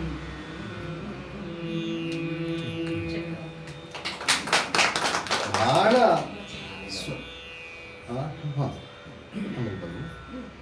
ಬಹಳ ಸಾರಸ್ಯವಾಗಿ ಇದನ್ನ ಹೇಳ್ತಿದ್ದಾನೆ ಅವನು. ಕವಿ ಹೇಳ್ತಿರೋದು ಇಲ್ಲಿ, ಮನ್ಮಥ್ ರಾಜ, ನಿನಗೆ ತಲೆ ಬಾಗದೇ ಇರೋರು ಯಾರೂ ಇಲ್ಲ. ಆಯ್ತು, ನಿನ್ನ ನೋಡಿ ಅಳುಕದವರು ಯಾರೂ ಇಲ್ಲ. ಆಮೇಲೆ ನೀನು ಹೇಳಿದ್ದನ್ನು ಮಾಡಿ ನಿನಗೆ ಸೇವೆ ಮಾಡಿಕೊಂಡು ಬದುಕದೇ ಇರೋರು ಯಾರೂ ಇಲ್ಲ. ನೀನು ಹೇಳಿದ್ದನ್ನು ಮಾಡ್ಕೊಂಡಿದ್ದಾರೆ ಎಲ್ಲರೂ. ಯುವರ್ ಮೋಸ್ಟ್ ಒಬೀಡಿಯಂಟ್ ಸರ್ವೆಂಟ್ ಎಲ್ಲರೂ ನಿಮಗೆ. ವಿನಯದ ಸೇವಕರು ಆ ಥರ ಎಲ್ಲರೂ ಇಲ್ಲಿದ್ದಾರೆ. ಆಮೇಲೆ ನಿನ್ನನ್ನು ನೋಡಿ ನೀನು ಯುದ್ಧಕ್ಕೆ ಬಂದರೆ, ಎದುರಿಗೆ ಬಂದುಬಿಟ್ರೆ ಆಗದೇನೆ, ನಿಂತ್ಕೊಳ್ಳೋಕ್ಕಾಗದೇನೆ ನಿನ್ನನ್ನು ಓಡಿ ಹೋಗಿಬಿಟ್ಟು ನಿನ್ನ ಎದುರಿಸೋಕೆ ಆಗದೆ ಹೋಗುವಂಥವ್ರು, ಹೋಗದೇ ಇರುವಂತಹ ಶತ್ರುಗಳು ಇಲ್ಲ ಅಂಥವ್ರು. ಎಲ್ಲರೂ ನಿನ್ನನ್ನು ಎದುರಿಸೋರೇ ಯಾರೂ ಇಲ್ಲ. ನಿನಗೆ ಎಲ್ಲರೂ ತಲೆಬಾಗೋರೇನೆ, ನಿನಗೆ ನಮಸ್ಕಾರ ಮಾಡೋರೇನೆ, ನಿನಗೆ ಸೇವಕರಾಗಿರೋರೇನೆ, ನೀನು ಹೇಳಿದ್ದನ್ನು ಮಾಡಿದವರೇನೇ ಅಂದುಬಿಟ್ಟು ತುದೀಲಿ ಒಂದು ಬಾಲಂಗೋಚಿ ಚೇಳಿನ ಥರ ಕುಟ್ಕಿಡುತ್ತೆ. ಇಲ್ಲಿವರೆಗೆ ಅಂತ ಹೇಳ್ಬಿಡುತ್ತೆ. ಇದುವರೆಗೂ ಅಂದ್ಬಿಡುತ್ತೆ. ಹಾಗಾದ್ರೆ ಮುಂದೆ ಏನಾಯ್ತು ಪ್ರಶ್ನೆ ಬಂದ್ರೆ ಬರುತ್ತೆ. ಮುಂದೆ ಏನಾಯ್ತು ಅಂದ್ರೆ ಈಗ ಶಿವನೆಂಬ ಗುಟ್ಟಗೊರವಂ ಮಂಜು ಬೆಟ್ಟಮಂ ಗೊಟ್ಟಂ ಮಾಡಿ ಕಿತ್ತಡಿಗಳಂ ಮರುಳ್ವಡೆಗಳಂ ಕೂಡಿಕೊಂಡು ನಿಮ್ಮಡಿಗಳು ಮಮ್ಮರೆದು ಲೆಕ್ಕಿಸದೆ ಮೇಲೆ ಬೀಳ್ದ ಪಾವುಂ ನೇವಾಳಮಾಗೆ ಮೈಯರಿಯದಿರ್ಪನಂತು ಅಲ್ಲದೆಯೂ. ಈಗ ಇದುವರೆಗೂ ಹಿಂಗಿತ್ತು, ಆದ್ರೆ ಈಗ ಏನಾಗೋಯ್ತು ಅಂತಂದ್ರೆ, ಬಂದಿದ್ದಾನ ಒಬ್ಬ ಪುಣ್ಯಾತ್ಮ, ಏನು ಶಿವಯತಿ, ಒಬ್ಬ ಭಿಕ್ಷುಕ ಬಂದು ಕೂತಿದ್ದಾನಲ್ಲಿ. ಹಿಂಗೆ ಹೇಳೋಕ್ಕಾಗತ್ತೆ ನೋಡಿ. ಒಂದು ಇವನು ಜೈನ ದೃಷ್ಟಿಯಿಂದ ಹೇಳಬೇಕಾದ್ದು ಅದು ಸರಿನೇ, ತುಂಬ ಕೆಟ್ಟದಾಗಿ ಎಲ್ಲೂ ಹೇಳೋಲ್ಲ, ಇದೇ ಇರೋದ್ರಲ್ಲಿ. ಆದರೆ ತಮಾಷೆನೂ ಇದೆ ನಮ್ಗೆ ಯೋಚನೆ ಮಾಡೋದಾದರೆ. ಕರ್ವಾಲು ಅಂತ ಒಂದು ಕಾದಂಬರಿ, ತೇಜಸ್ವಿ ಒಂದು. ಅದರಲ್ಲಿ ಒಂದು ಪಾತ್ರ, ಅವನು ಎಜುಕೇಟೆಡ್ ಅಲ್ಲ, ನಮ್ಮ ದೃಷ್ಟಿ ಎಜುಕೇಟೆಡ್ ಅಲ್ಲ, ಡಿಗ್ರಿ ಇಲ್ಲ ಅಷ್ಟೇನೆ. ಆದರೆ ಅವರು ಕರ್ವಾಲು ಅಂತ ಅವರು ಈಸ್ ಎನ್ ಎಂಟೋಮಾಲಜಿಸ್ಟ್, ಕೀಟಶಾಸ್ತ್ರಜ್ಞ. ಅವ್ರು ಹೇಳ್ತಿರ್ತಾರೆ ಅದ್ಭುತವಾದ ಪ್ರಕೃತಿ ಶಾಸ್ತ್ರಜ್ಞ ಅವನು ಅಂತ. ಏನು ಚೆನ್ನಾಗಿ ಪ್ರಕೃತಿಯನ್ನು ಅವನು ಪರಿಶೀಲಿಸಿ ನೋಡ್ತಾನೆ. ಮಂದಣ್ಣ ಅಂತ ಅವನು ಇದಾನೆ. ಆಯ್ತಲ್ಲ, ಆಯ್ತು, ನಿಜ. ಆದರೆ ಒಂಥರ ದಡ್ನೆ. ಅವನು ಮದುವೆ ಹುಚ್ಚು ಅವನಿಗೆ. ಅದು ಯಾವುದೋ ರಾಮಿಯನ್ನು ಹುಡುಗಿನ ಮದುವೆ ಆಗಬೇಕು ಅಂತ ಅವ್ರ ಅಪ್ಪ ಮದುವೆ ಕೊಡಲ್ಲ ಇವನ್ನ ಅಂತ. ಇವ್ನು ಕೆಲಸವಿಲ್ಲ, ಬುಗಿಸಿಲ್ಲ, ಇವನಿಗೆ ಎಂತ ಕೊಡೋದು ನಾವು ಅಂತ ಅವನು. ಇವ್ರು ಹೋಗಿ ಅದಕ್ಕೆ ಬೇರೆ ಮಧ್ಯೆ ರಾಜಿ ಮಾಡಿಸೋದು ಇವ್ರುಗಳು ಹೋಗ್ತಾರೆ. ಆ ಕರ್ವಾಲ್ ಅದು ಬೇರೆ ಹೇಳಿರ್ತಾರೆ, ಒಂಚೂರು ಮದುವೆ ಮಾಡಿಸ್ಬಿಡ್ರಿ ಅವನಿಗೆ ಅಂತ. ಅವ್ರಿಗೇನು ಗೊತ್ತಾಗೋದಿಲ್ಲ ಪಾಪ ಈ ಲೋಕದ್ದು. ಸರಿ ಹೋಗ್ಬಿಟ್ಟ ರಾಮಯ್ಯನ ಹತ್ರ ಹೇಳಿದರೆ ಅವನು, ಸ್ವಾಮಿ ನನ್ನ ಮಗಳನ್ನ ಅವ್ರಿಗೆ ಕೊಡಬೇಕು ಅಂತ ಯೋಚನೆ ಮಾಡಿದರೆ ಇವನು ಏನೋ ದೊಡ್ಡದು ನಂಗೆ ಮಾತಾಡ್ತಿರಲ್ಲ. ಅವನು ನೋಡಿದ್ರೆ ಮಂಗ ಮುಸಿಯ ಅದು ಹುಳ ಪಳ ಅಂತ ಹಿಡ್ಕೊಂಡು ಹೋಗ್ತಿರ್ತಾನೆ. ಹುಳ ಹುಟ್ಟೆ ಹಿಡ್ಕೊಂಡು ಇವನು ನನ್ನ ಮಗಳನ್ನ ಕೊಡೋಕ್ಕಾಗತ್ತಾ ಅಂತ. ಅಯ್ಯೋ, ತೇಜಸ್ವಿಗೆ ಯೋಚನೆ ಬರಲ್ಲ. ಅಯ್ಯೋ, ನಾವೇನೋ ಅವನ ಜೊತೆ ಸೇರಿಕೊಂಡು ಈ ಪ್ರಕೃತಿಯ ಅದ್ಭುತಗಳನ್ನು ಅನ್ವೇಷಿಸ್ತಿದ್ದೀವಿ ನಾವು ಅಂದ್ಕೊಂಡ್ರೆ, ಇವ್ನು ನೋಡಿದ್ರೆ ಮಂಗ ಮುಸಿಯ ಅಷ್ಟೇ ನೋಡ್ಕೊಂಡು ಹೋಗ್ತಾನಲ್ಲ ಅಂದರೆ ಇದಕ್ಕೊಂದು ಹಾಸ್ಯ ದೃಷ್ಟಿನೂ ಇದೆಯಲ್ಲ ಅಂತ ಯೋಚನೆ ಮಾಡ್ತಾರೆ. ಶಿವನಿಗೆ ಹಾಗೆ ಹಾಸ್ಯ ದೃಷ್ಟಿ. ಉದ್ದೇಶ ಕವಿದ ಹಾಸ್ಯ ಅಲ್ಲ, ಕವಿಯ ಉದ್ದೇಶ ಹಾಸ್ಯ ಅಲ್ಲ. ಶಿವನನ್ನು ಕಡಿಮೆ ಮಾಡಿ ಹೇಳೋದೇ ಇದು ಉದ್ದೇಶ ಅಲ್ಲಿ. ಆದರೆ ಹೇಳೋದು ತಮಾಷೆಯಲ್ಲಿದೆ. ಇಂಥ ಈಶ್ವರ ಅಂತಂದರೆ ಅವನನ್ನು ದುಷ್ಟ ಗೊರವ, ದುಷ್ಟಯತಿ, ಅವನೊಬ್ಬ ದುಷ್ಟ. ಯಾತಕ್ಕೆ ದುಷ್ಟ? ತಾನು ಕೆಡೋದಲ್ಲದೆ ಉಳಿದವ್ರನ್ನೆಲ್ಲ ಕೆಡಿಸಿಟ್ಟಿದ್ದಾನೆ ಅವನು, ಅದಕ್ಕೆ ದುಷ್ಟ. ಆಮೇಲೆ ನಾವು ಹಿಮಾಲಯ ಅಂತೀವಿ. ಹಿಮಾಲಯೋ ನಾಮ ನಗಾಧಿರಾಜ ಅಂತ ಕಾಳಿದಾಸ ಹೇಳೋವಂಗೆ. ಇಲ್ಲಿ ಅದನ್ನ ಮಂಜು ಬೆಟ್ಟ, ಎಷ್ಟು ಸರಳವಾಗಿ ಕಾಣಿಸುತ್ತೆ, ಮಂಜಿನ ಬೆಟ್ಟ. ಅದನ್ನ ಗೊಟ್ಟಮಂ ಮಾಡಿ ತನ್ನ ಗೊಟ್ಟಿಯ ಅಂದರೆ ತನ್ನ ಮನೆ ಮಾಡಿ ಇಟ್ಕೊಂಡ್ಬಿಟ್ಟು ಮಂಜಿನ ಬೆಟ್ಟದ ಮೇಲೆ ಕೂತ್ಕೊಂಡಿದ್ದಾನೆ. ಜೊತೆಯಲ್ಲಿ ಇಂತಹ ಫಟಿಂಗರನ್ನು ಒಂದಿಷ್ಟು ಜನ ಸೇರಿಸ್ಕೊಂಡಿದ್ದಾನೆ ಅವನು. ಆಮೇಲೆ ಯಾರನ್ನು ಸೇರಿಸ್ಕೊಂಡ್ರೆ ಕಿತ್ತಡಿಗಳಂ ಅಂದರೆ ಈ ಸನ್ಯಾಸಿಗಳು. ಕಿತ್ತಡಿ ನಿಂತಲ್ಲಿ ನಿಲ್ಲೋಲ್ಲ ಅಂತ, ಅಡಿಯನ್ನು ಕಿತ್ತು ಹೋಗ್ತಿರ್ತಾರೆ, ಹೆಜ್ಜೆ ತಟ್ಕೊಂಡು ಹೋಗ್ತಿರ್ತಾರೆ ಅಂತ. ಆಲ್ವೇಸ್ ಮೊಬೈಲ್ ಜಂಗಮರು ಅಂತ. ಸರಿ, ಅವ್ರು ಹೋಗ್ತಿರ್ತಾರೆ. ಆಮೇಲೆ ಮರುಳು ವಡೆಗಳ ಈ ಹುಚ್ಚುಚ್ಚಿರುವಂಥ ಪಡೆಗಳನ್ನೆಲ್ಲ ಪಿಶಾಚಿಗಳು ಇಂಥವ್ರದ್ದೇ. ಅವನು ಯಾವಾಗಲೂ ಕೇರ್ ಆಫ್ ಸ್ಮಶಾನ ಬೇರೆ. ಅವನ ಜೊತೆ ಇದ್ಕೊಂಡು ಏನು ಮಾಡ್ತಿದ್ದಾನೆ ಅಂದರೆ, ನಿಮ್ಮ ಅಡಿಗಳು ಮುನ್ನೆ ಲೆಕ್ಕಿಸದೆ ನಿಮ್ಮ ಪಾದಗಳು ಅಂದರೆ ಲೆಕ್ಕವೇ ಇಲ್ಲ ಅವನಿಗೆ. ಐ ಡೋಂಟ್ ಕೇರ್ ಅಂತ ಅವನು. ಅದನ್ನು ಲೆಕ್ಕಿಸ್ದೇನೆ, ಏನು ಮಾಡ್ದೇನೆ, ಅಷ್ಟ್ರ ಮೇಲೆ ಎಲ್ಲೋ ಇತ್ತು ಒಂದು ಹಾವು ತಲೆ ಮೇಲೆ ಬಿದ್ದುಬಿಡ್ತು. ಹಿಂಗೆ ಮಾಡೋದು ಬಿಟ್ಟು ಅದನ್ನು ಸುತ್ತು ಬಿಟ್ಟು ನೆಕ್ಲೆಸ್ ಮಾಡಿ ಇಟ್ಕೊಂಡಿದ್ದಾನೆ. ನೇವಳ ಮಾಗೆ, ನೇವಳ ಅಂದರೆ ಕುತ್ತಿಗೆ ಚೈನು, ಅದು ಮಾಡಿ ಇಟ್ಕೊಂಡ್ಬಿಟ್ಟು ಹೀಗೆ ಮಾಡಿ ಇಟ್ಕೊಂಡು ಅಲ್ಲಿ ಕೂತ್ಕೊಂಡು ಬಿಟ್ಟಿದ್ದಾನೆ. ಮೈ ಮೇಲೆ ಎಚ್ಚರವೇ ಇಲ್ಲ ಸ್ವಾಮಿ, ಹಾವಿದೆ ಕುತ್ತಿಗೆ ಸುತ್ತಲೂ, ಅದ್ರ ಬಗ್ಗೆನೂ ಅವನಿಗೆ ಎಚ್ಚರ ಇಲ್ಲದೇನೆ ಹಂಗೆ ಇದ್ದು ಬಿಟ್ಟಿದ್ದಾನೆ. ಅಂಥವನು ಏನು ಮಾಡಿಬಿಟ್ಟ ಅಂತಂದರೆ, ಅದು ಹಿಂದೆನೇ ಬಂದ್ಬಿಟ್ಟಿದೆ. ಅದು ಹಿಂದಿನ ಇದರಲ್ಲಿ ಬಂದಿದೆ. ಒಂದು ಹಿಂದಿನ ರಾತ್ರಿ ಅದನ್ನು ನಿಮ್ಮ ಚಂದ್ರನ ಕದ್ದ ಅಂತ ಬರುತ್ತೆ ಅಂತ. ಇರಲಿ, ಏನು ಮಾಡ್ದ ಅವನು ಅಂತ ಆಯಿತು. ಇಂಥ ಇವನು ಈಗ ಏನು ಮಾಡಿದ್ದಾನೆ ಅಂತಂದರೆ, ನೀವೆಲ್ಲಿ ಅವನೆಲ್ಲಿ. ಈಗ ಸೈದ್ಧಾಂತಿಕವಾದ ವ್ಯತ್ಯಾಸ ಇಬ್ಬರ ಮಧ್ಯೆ, ಐಡಿಯಾಲಜಿಕಲ್ ಡಿಫರೆನ್ಸು. ನಮ್ಮ ರಾಜಕೀಯರಿದ್ದವ್ರು ಹೇಳೋಂಗೆ ನಮ್ಮ ಸಿದ್ಧಾಂತ ಬೇರೆ, ಅವ್ರ ಇಲ್ಲ, ಎಲ್ರಿಗೂ ಒಂದೇ ಸಿದ್ಧಾಂತ. ರಾಜಕೀಯದಲ್ಲಿ ಏನಿಲ್ಲ, ಒಂದೇ ಸಿದ್ಧಾಂತ. ಅಧಿಕಾರದಲ್ಲಿ ಇರೋಷ್ಟು ದಿನ ಹಣ ಮಾಡು, ಅದು ಒಂದೇ ಸಿದ್ಧಾಂತ, ಏಕಮಾತ್ರ ಸಿದ್ಧಾಂತ. ಪಾಪ ಎಲ್ಲ ಪಕ್ಷಗಳು ಪಕ್ಷಾತೀತವಾಗಿ ಒಂದೇ. ಇಲ್ಲಿ ಹಂಗಲ್ಲ, ಇಲ್ಲಿ ಸಿದ್ಧಾಂತಗಳು ಬೇರೆ. ನೀವು ಹೂವು, ಸುಗಂಧ, ಮೃದುತ್ವ, ಪಕ್ಷಿಗಳ ಗಾನ, ಇದು ನಿಮ್ಮ ಆಧಿಪತ್ಯ. ಅಂದರೆ ಅವನು ನೋಡಿದರೆ ಗಿಳಿ ಅಂತಂದ್ರೆ ಇಡೋ ದೂರ, ಮೃದುತ್ವ ಆ ಕಡೆ ಇಡೋ ಅಂಥವನು ಸ್ವಾಮಿ. ಅವನು ಯಾವ ಮೃದುತ್ವವನ್ನು, ಯಾವ ಒಳ್ಳೆಯದನ್ನು ತನ್ನ ಈ ಹಿಮಾಲಯದಲ್ಲಿ, ಅಂದರೆ ಹಿಮಾಲಯ ಅನ್ನೂ ಹಂಗಿಲ್ಲ, ಈ ಮಂಜು ಬೆಟ್ಟದಲ್ಲಿ ಬರೋಕೆ ಬಿಡ್ತಾ ಇಲ್ಲ. ಹೇಗೆ ಅಂದರೆ, ಉರಿದುರಿಗಣ್ಣನಾಡೆಯನ್ ಅದೇ ಬೊಗಳ್ವೆಂ ಮುಗುಳೆಂದು ಮುಟ್ಟಬಾರದು, ಬನಮೆಂದು ಬಾಯ್ದೆರೆಯಬಾರದು, ಸಂಪಗೆಯೆಂದು ಸೂಡಬಾರದು, ಕೊಳನೆಂದು ಕೈದುಡುಕಬಾರದು, ತಾವರೆಯೆಂದು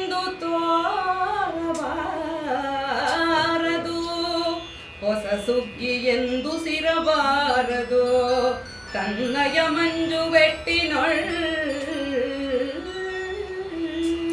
ನಾನು ಕಪಾಳ ಕಟ್ತೀನಿ. ಅವನ ಆದೇಶ ಅಂತಂದ್ರೆ ಮುಗೀತು, ಸರ್ವಾಧಿಕಾರಿ ಅವನು.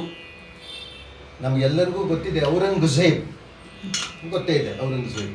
ಆ ಔರಂಗಜೇಬು ಸಂಗೀತ ಕಲೆ ಅಂದರೆ ಮಹಾದ್ವೇಷಿ ಅದರದ್ದು. ಕೋಪ ಬಂದ್ಬಿಡ್ತು ಕಲಾವಿದರಿಗೆಲ್ಲ, ಕೋಪ ಬಂದ್ಬಿಡುತ್ತಂತೆ. ಹೇಳೋಣ ಇವನು ಬುದ್ಧಿ ಕಲಿಸ್ಬೇಕು ಈ ಚಕ್ರವರ್ತಿ ಎದುರು ಹಾಕ್ಕೊಡೋದು ಅಂದರೆ ಏನು ತಮಾಷೆನ. ಜನ ಹೋಗ್ತಾ ಇದ್ದಾರೆ ಮೆರವಣಿಗೆ, ಯಾವುದ್ರದ್ದು ಹೆಣದ್ದು ಡಬ್ಬದಲ್ಲಿ ಅವ್ರದ್ದು ಆ ಬಾಕ್ಸಲ್ಲಿ ಎತ್ಕೊಂಡು ಹೋಗ್ತಾ ಇದ್ದಾರೆ. ಔರಂಗಜೇಬ್ ನೋಡಿದ್ರು, ಏನು ಇಷ್ಟು ಜನ ಹೋಗ್ತಿದ್ದಾರೆ, ಏನಿದು, ಯಾರು ಸತ್ರು? ಅವ್ನು ಕೇಳಿದಂತೆ ಅಲ್ಲೊಬ್ಬ ಇದ್ದ, ಕೇಳಿದ್ರು ಹೋಗ್ತಾ ಇದ್ದ ಅವ್ರ ಜೊತೆ, ಯಾರು ಸತ್ರು, ಕುಳಕ್ಕೆ ಹೋಗ್ತಿದ್ದೀರಿಲ್ಲ ಅಂತ ಹೇಳಿದ್ರು. ಕಲೆ ಸತ್ತೋಯ್ತು, ಸಂಗೀತ ಸತ್ತೋಯ್ತು, ಕಾವ್ಯ ಸತ್ತೋಯ್ತು, ಸಮಸ್ತವೂ ಸತ್ತೋಯ್ತು ಈ ಸಾಮ್ರಾಜ್ಯದಲ್ಲಿ. ಅದಕ್ಕೆ ಹೋಗ್ತಾ ಇದ್ದೀವಿ ಹೂತು ಬರೋದಕ್ಕೆ ಅಂತ. ಅದಕ್ಕೆ ಅವನು ಹೇಳಿದಂತೆ, ಹೌದಾ, ಆಳವಾಗಿ ಹೂತು ಬನ್ನಿ ಅವನು ಅಂತವನು. ಅವನ ಮಗಳಿಂದ ಆಮೇಲೆ ಪಾಠ ಕಲಿತ ಅವನು ಬರುತ್ತೆ, ಇರಲಿ. ಇವನು ಆ ಥರ ಹೋಲಿಕೆ ಈಶ್ವರನಿಗೆ ಇಲ್ಲಿ.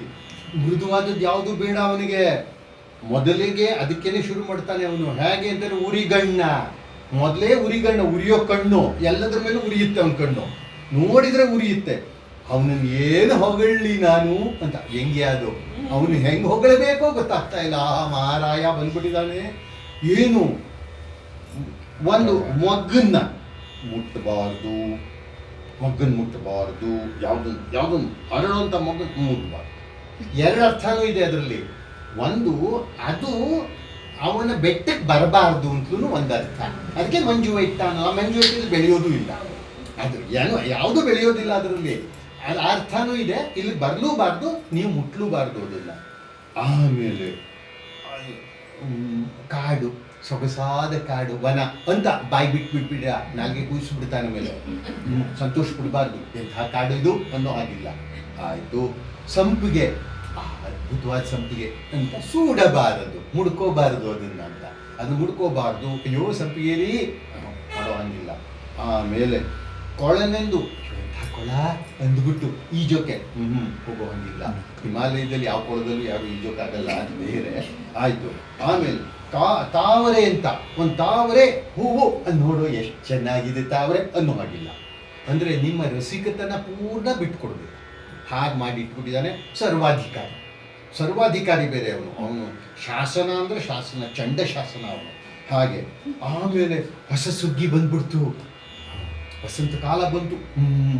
ಉಸಿರಲೇಬಾರ್ದು ಅದನ್ನು, ಬಾಯಿ ಬಿಟ್ಟು ಹೇಳಲೇಬಾರ್ದು ಅದನ್ನು. ಎಲ್ಲಿ, ತನ್ನಯ ಮಂಜು ಬೆಟ್ಟ, ತನ್ನ ಈ ಮಂಜು ಬೆಟ್ಟದಲ್ಲಿ ಇನ್ಯಾವುದು ಮಾಡಬಾರ್ದು. ಅಷ್ಟೇ ಅಲ್ಲ, ಅಪ್ಪಿತಪ್ಪಿಯೂ ಬೇರೆ ಮಾತನ್ನು ಆಡಬಾರ್ದು. ಯಾವ ಮಾತು? ಶಬ್ದ ಬೇರೆ ಏನೇ ಇರಬಹುದು, ಅರ್ಥ ಬೇರೆದಕ್ಕೆ ಇರಬಹುದು, ಇಂತಹ ಶಬ್ದಗಳು ಬರಬಾರ್ದು. ಅವನಿಗೆ ಹಂಸ ಅಂದರೆ ಇಷ್ಟವಿಲ್ಲ.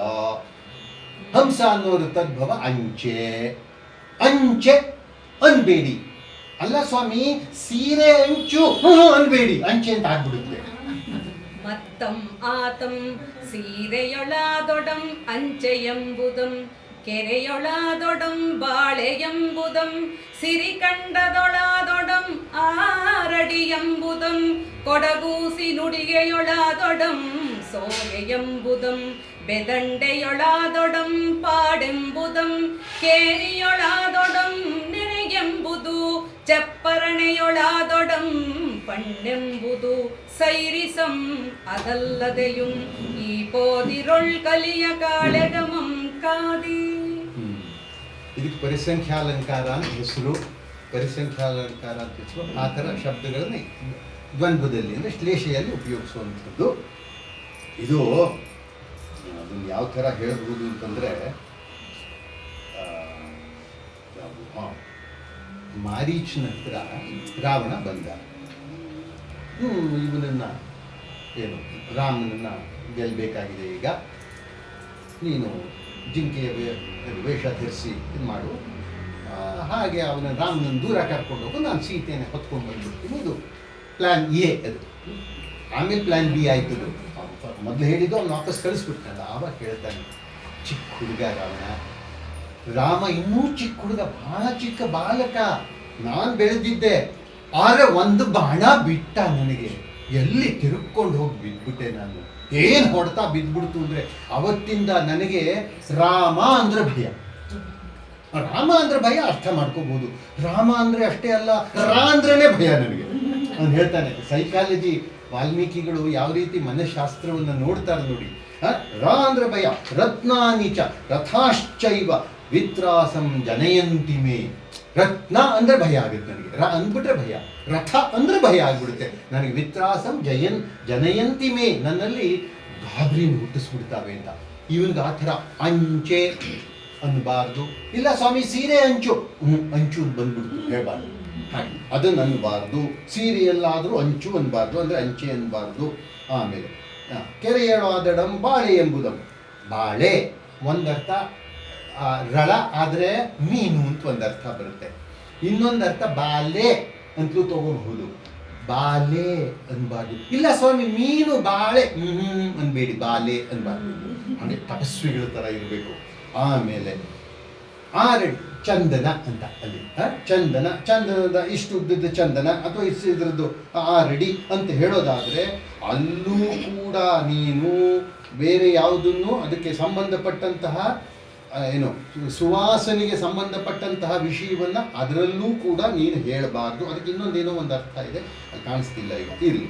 ಆಮೇಲೆ ಕೊಡಗೂಸಿನ ವಧು, ಕಲಶಗಿತ್ತಿ ಅಥವಾ ಕೊಡಗೂಸು, ಅವಳದ ವಿಷಯದಲ್ಲಾದ್ರೂ ಸೋಗೆ ಅನ್ನೋದನ್ನು ಉಪಯೋಗಿಸಬಾರ್ದು. ಸೋಗೆ ಅಂದರೆ ಸೀರೆ ಅಂಚು ಅಂತ ಒಂದರ್ಥ. ಅವಳ ವಿಷಯದಲ್ಲಿ ಹೀಗೆ ಇಟ್ಕೊಂಡಿರೋದನ್ನು ಹೇಳಬಾರ್ದು. ಯಾಕೆಂದರೆ ಸೋಗೆ ಅಂದರೆ ನವಿಲು ಅನ್ನೋ ಅರ್ಥ ಬರುತ್ತೆ. ನವಿಲು ಸೌಂದರ್ಯಕ್ಕಿರುವಂಥ ಹೇಳಬಾರ್ದು. ಬೆದಂಡೆಯ, ನಮ್ಮ ಹಳೆಯ ಕನ್ನಡದಲ್ಲಿ ಇದ್ದಂತಹ ಕಾವ್ಯ ಪ್ರಕಾರಗಳು ಚತ್ತಾಣ, ಬೆದಂಡೆ ಇವರನ್ನೆಲ್ಲ ಹಾಡ್ತಿದ್ರು ಅಂತ ಬರುತ್ತೆ. ನೀವು ಬೆದಂಡೆಯಲ್ಲೂ ಕೂಡ ಹಾಡು ಅನ್ನೋ ಮಾತು ಬರಬಾರ್ದು. ಪಕ್ಕ ಔರಂಗಜೇಬನೇ ಇವನು. ಹಾಡು ಅನ್ನೋ ಮಾತು ಬರಬಾರ್ದು. ಪಾಡೆಂಬುದು ಬರಬಾರ್ದು. ಪಾಡು ಅಂದರೆ ಬೇರೆ ಅರ್ಥನೂ ಇದೆ, ಇರಲಿ. ಆಮೇಲೆ ನೆರೆ ಅಂತ ಉಪಯೋಗಿಸ್ತಾನೆ. ನೆರೆ ಅಂತಂದರೆ ಸ್ತ್ರೀ ಪುರುಷರ ಸಂಯೋಗ ಅಂತ ಅರ್ಥ. ಇಲ್ಲಿ ನೆರೆ ಹೊರೆ, ನೆರೆಯವರು ಉಪಯೋಗಿಸ್ಬೇಡಿ, ಕೆಟ್ಟ ಅರ್ಥ ಕೊಡ್ತಾರೆ, ಅದು ಉಪಯೋಗಿಸ್ಬೇಡಿ, ಅದು ಹೀಗೆ. ಆಮೇಲೆ ಪಣ್ಣೆಂಬುದು, ಹಣ್ಣು. ಅವ್ನು ಊಟದ ಸಂದರ್ಭದಲ್ಲಿ ಇದು ಹಣ್ಣು ತೊಂಬ ಅಂದರೆ ಹೆಣ್ಣು ತೊಗೊಂಬ ಅಂತ ಅರ್ಥ ಬಂದ್ಬಿಡುತ್ತಂತೆ.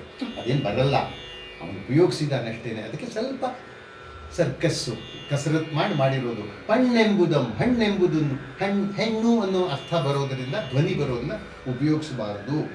ಹೀಗೆ ಮಾಡಿ ಇಂತಹ ಈಶ್ವರ ಏನು ಮಾಡ್ದ ನಿನ್ನೆ ರಾತ್ರಿ ಅಂತಂದ್ರೆ, ನೆಕ್ಸ್ಟ್ ಪದ್ಯ ಇಲ್ಲ ಇದೆಯಾ? ನಿನ್ನೆ ರಾತ್ರಿ ಅವನು ಇಂಥ ಈಶ್ವರ ಏನು ಮಾಡ್ದ ಗೊತ್ತಾ? ಅಳಿಗೆ നെയ്തിലെ നീരമ്പുകെ കൂടെ മർബു മെയ്വെർച്ചേ കടൽ നീരോടുവിനം പെരയം വീരതിൻ ആഗൊരവൻ എയ്തെ ಬಾಳ್ದಲೆವಿಡಿದಂ ಅದಕ್ಕೆ ತಕ್ಕುದಂ ನಿಮ್ಮಡಿಗಳೇ ಬಲ್ಲಿರೆಂದು ಬಗೆಯಳಲಾರೆ ಜೊನ್ನವಕ್ಕೆ ಭಿನ್ನ ಪಂಗೈಯಲೊಡನೆ. ಅದು ಈಗ ಸ್ವಾಮಿ ಇಂತಹ ಈಶ್ವರ ಅವನೇನಾದ್ರು ಮಾಡ್ಕೊಂಡು ಹೋಗ್ಲಿ, ಅವನ ಮಂಜು ಬೆಟ್ಟ ಹಳಾ ಹೋಗ್ಲಿ, ಏನು ಬೇಕಾದ್ರೂ ಮಾಡ್ಕೊಂಬೋದಿತ್ತು. ಸುಮ್ಮನಿದ್ದಿದ್ರೆ ಅದು ಮಾಡಲಿಲ್ಲ ಅವನು. ಯಾವತ್ತು ಅಂತಂದರೆ ಓದಿರುಳ್ ಹಿಂದಿನ ರಾತ್ರಿ ಏನು ಮಾಡಿಬಿಟ್ಟ ಅಂತಂದರೆ, ಭಾರಿ ಯುದ್ಧವನ್ನು ಮಾಡಿ ಏನು ಮಾಡ್ದ, ನಕ್ಷತ್ರಗಳು ಹಿಂಜರಿಯೋ ಹಾಗೆ, ಹಿಂದಕ್ಕೆ ಹಿಮ್ಮೆಟ್ಕೊಂಡು ಹೋಗೋ ಹಾಗೆ ಮಾಡಿ, ಕಮಲಗಳು ನೀರಿನಲ್ಲಿ ಮುಳುಗಿ ಹೋಗೋ ಹಾಗೆ, ಆ ಕಡೆ ಹೊರಟೋಗೋ ಹಾಗೆ ಮಾಡಿ, ಕತ್ತಲು ಕವಿದು ಬಂದು ಸಮುದ್ರವೇ ಬತ್ತಿ ಹೋಗೋ ಹಾಗೆ ಮಾಡಿ, ಇಷ್ಟೆಲ್ಲ ಮಾಡಿ ತನ್ನ ಪರಾಕ್ರಮದಿಂದ ನಿಮ್ಮ ಚಂದ್ರನನ್ನು ತಗೊಂಡು ಹೊರಟೋದ.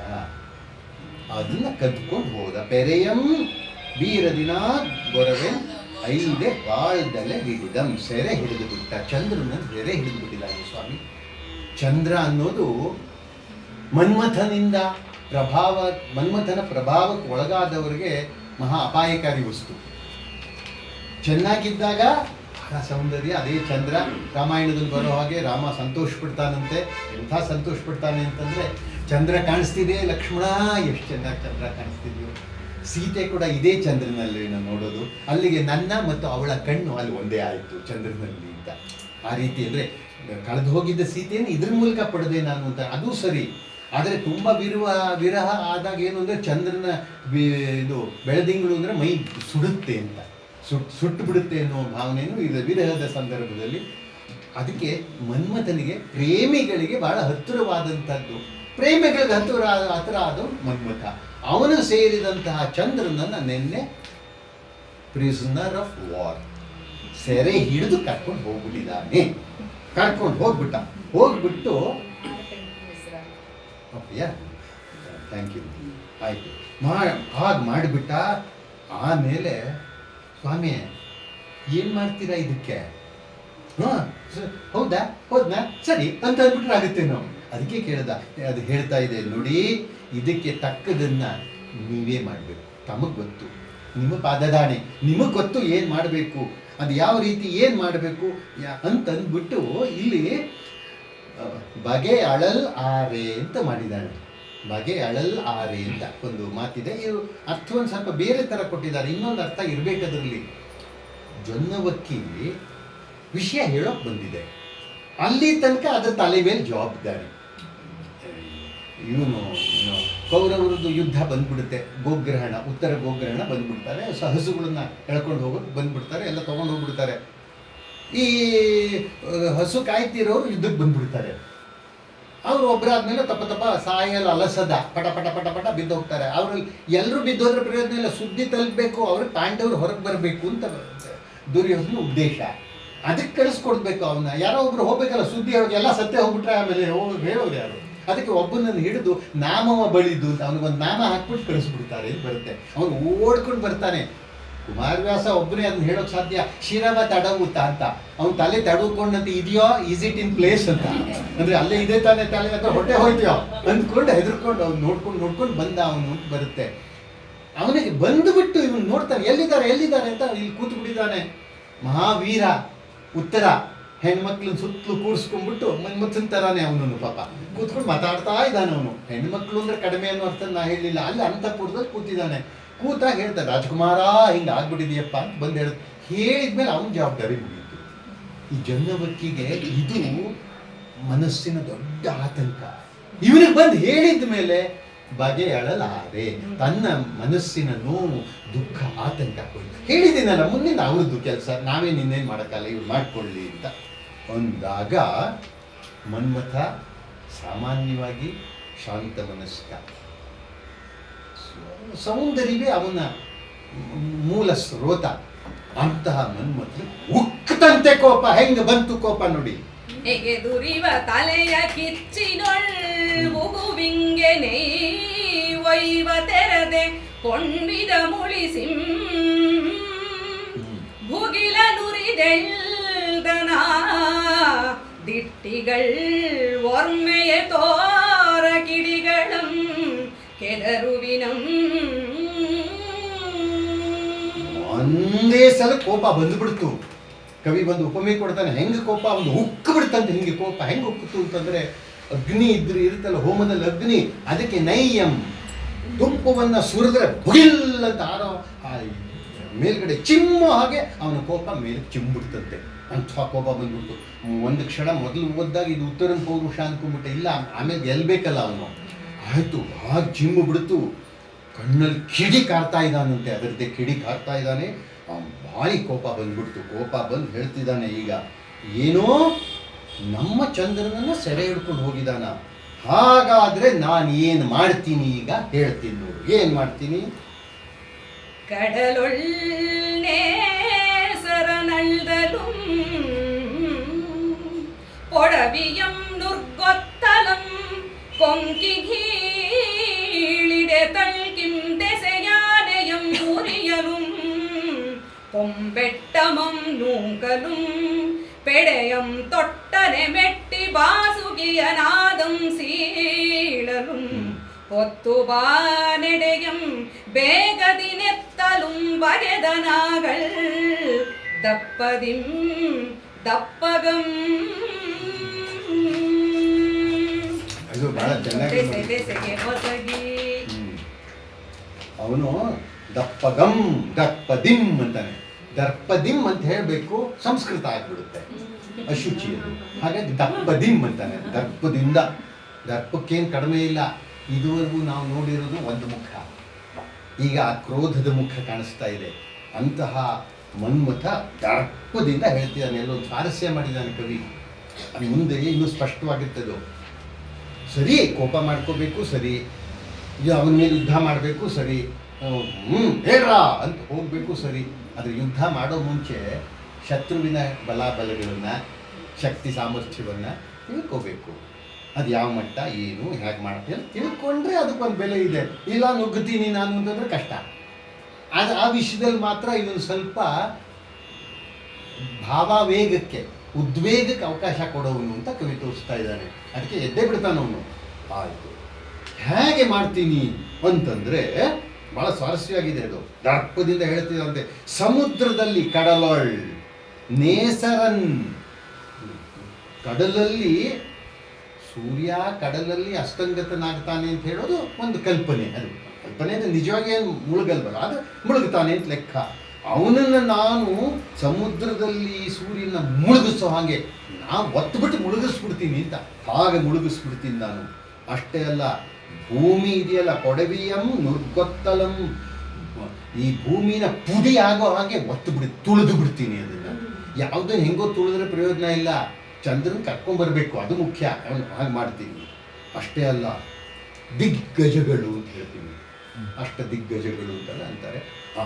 ಆನೆಗಳೆಲ್ಲ ದಿಕ್ಕಿನಲ್ಲಿ ದಿಗ್ಗಜಗಳಿವೆಯಲ್ಲ, ಅವುಗಳನ್ನು ಹಿಡ್ಕೊಂಡ್ಬಿಟ್ಟು, ತೆಕ್ಕೆಯಲ್ಲಿ ಹಿಡ್ಕೊಂಡ್ಬಿಟ್ಟು ಅವನ್ನ ಮುರಿಯೋ ಹಾಗೆ, ಅವುಗಳನ್ನೇ ಮುರಿಯೋ ಹಾಗೆ ನಾನು ಹೊರಡ್ತೀನಿ. ಅಂದರೆ ದಿಗ್ಗಜಗಳನ್ನೆಲ್ಲ ಹೆದರಿಸ್ಬಿಟ್ಟು ಅವುಗಳನ್ನ ಮುರಿದು ಹಾಕ್ತೀನಿ. ಅಷ್ಟೇ ಅಲ್ಲ, ಪೊಂಬೆಟ್ಟಮಂ ಅಂತ ಇವರು ಬೆಟ್ಟವನ್ನು ಅಂತ ಹೇಳಿದ್ದಾರೆ. ಪೊಂಬೆಟ್ಟ ಅಂದರೆ ಸಾಮಾನ್ಯ ಮೇರು, ಮೇರು ಚಿನ್ನದ್ದು ಅಂತ ಲೆಕ್ಕ, ಚಿನ್ನದ ಬಣ್ಣದ್ದು ಅಂತ. ಆ ಪೊಂಬೆಟ್ಟಮಂ ನೂಕಲು, ಅದನ್ನು ಇಡೀ ಆ ಮೇರು ಪರ್ವತವನ್ನೇ ನೂಕು ಬಿಡ್ತೀನಿ.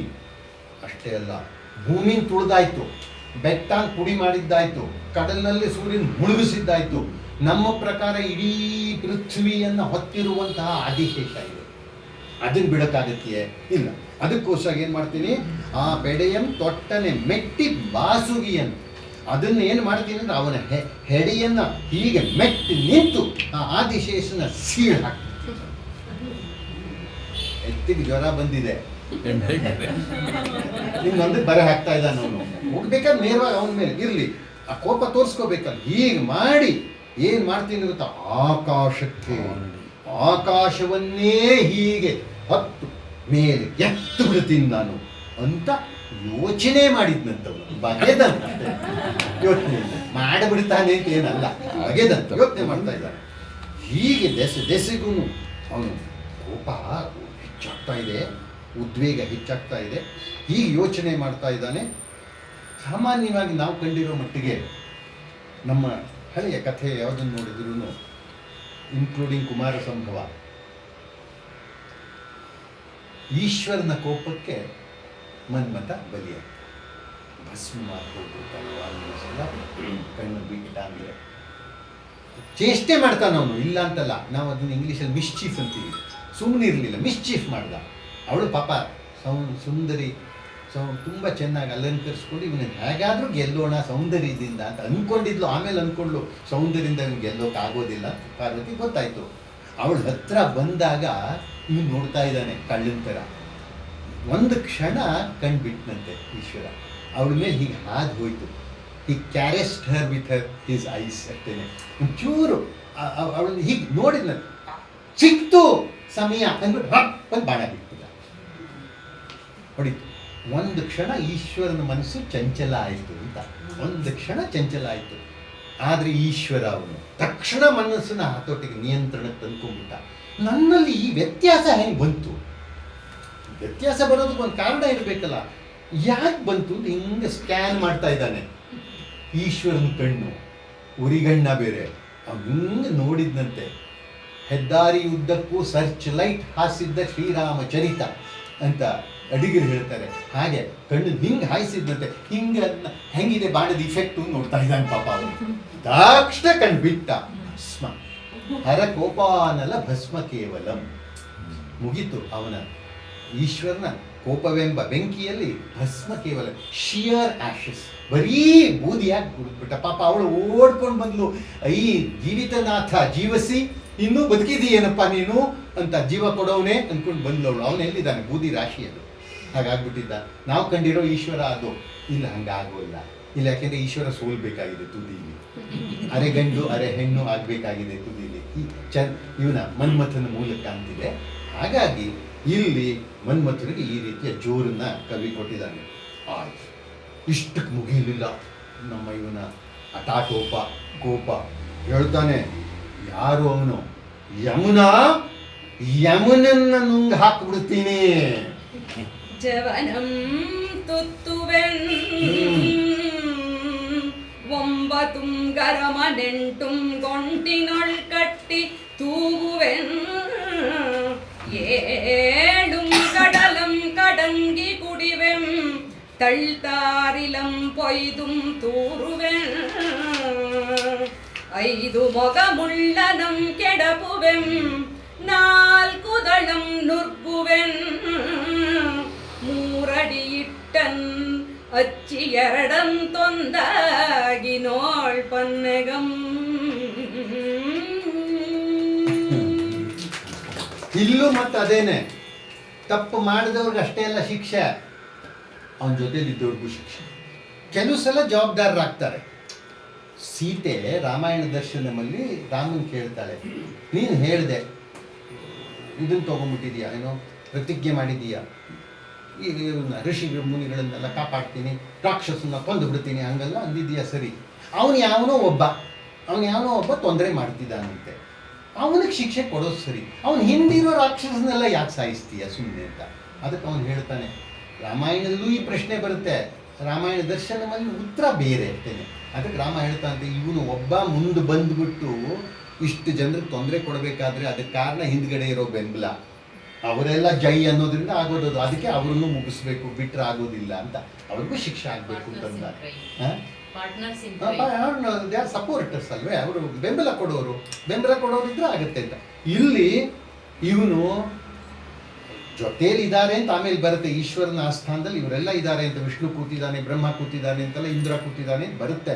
ಇವನು ಆ ಅರ್ಥದಲ್ಲಿ ಅಂದ್ಕೊಂಡಿದ್ರೆ ಗೊತ್ತಿಲ್ಲ, ಸುಮ್ಮನೆ ಎಲ್ಲರನ್ನೂ ಸೇರಿಸ್ತಿದ್ದಾನೆ. ಈಶ್ವರ ಹಾಗಾದ್ರೆ ಮಾಡ್ತೀನಿ ಆ ವಿಷ್ಣುಗೆ, ಇನ್ನೊಬ್ಬ ಯಾರೋ ಅವನಿಗೂ ಮಾಡ್ತೀನಿ ಈಗ ಶುರು ಮಾಡ್ದ.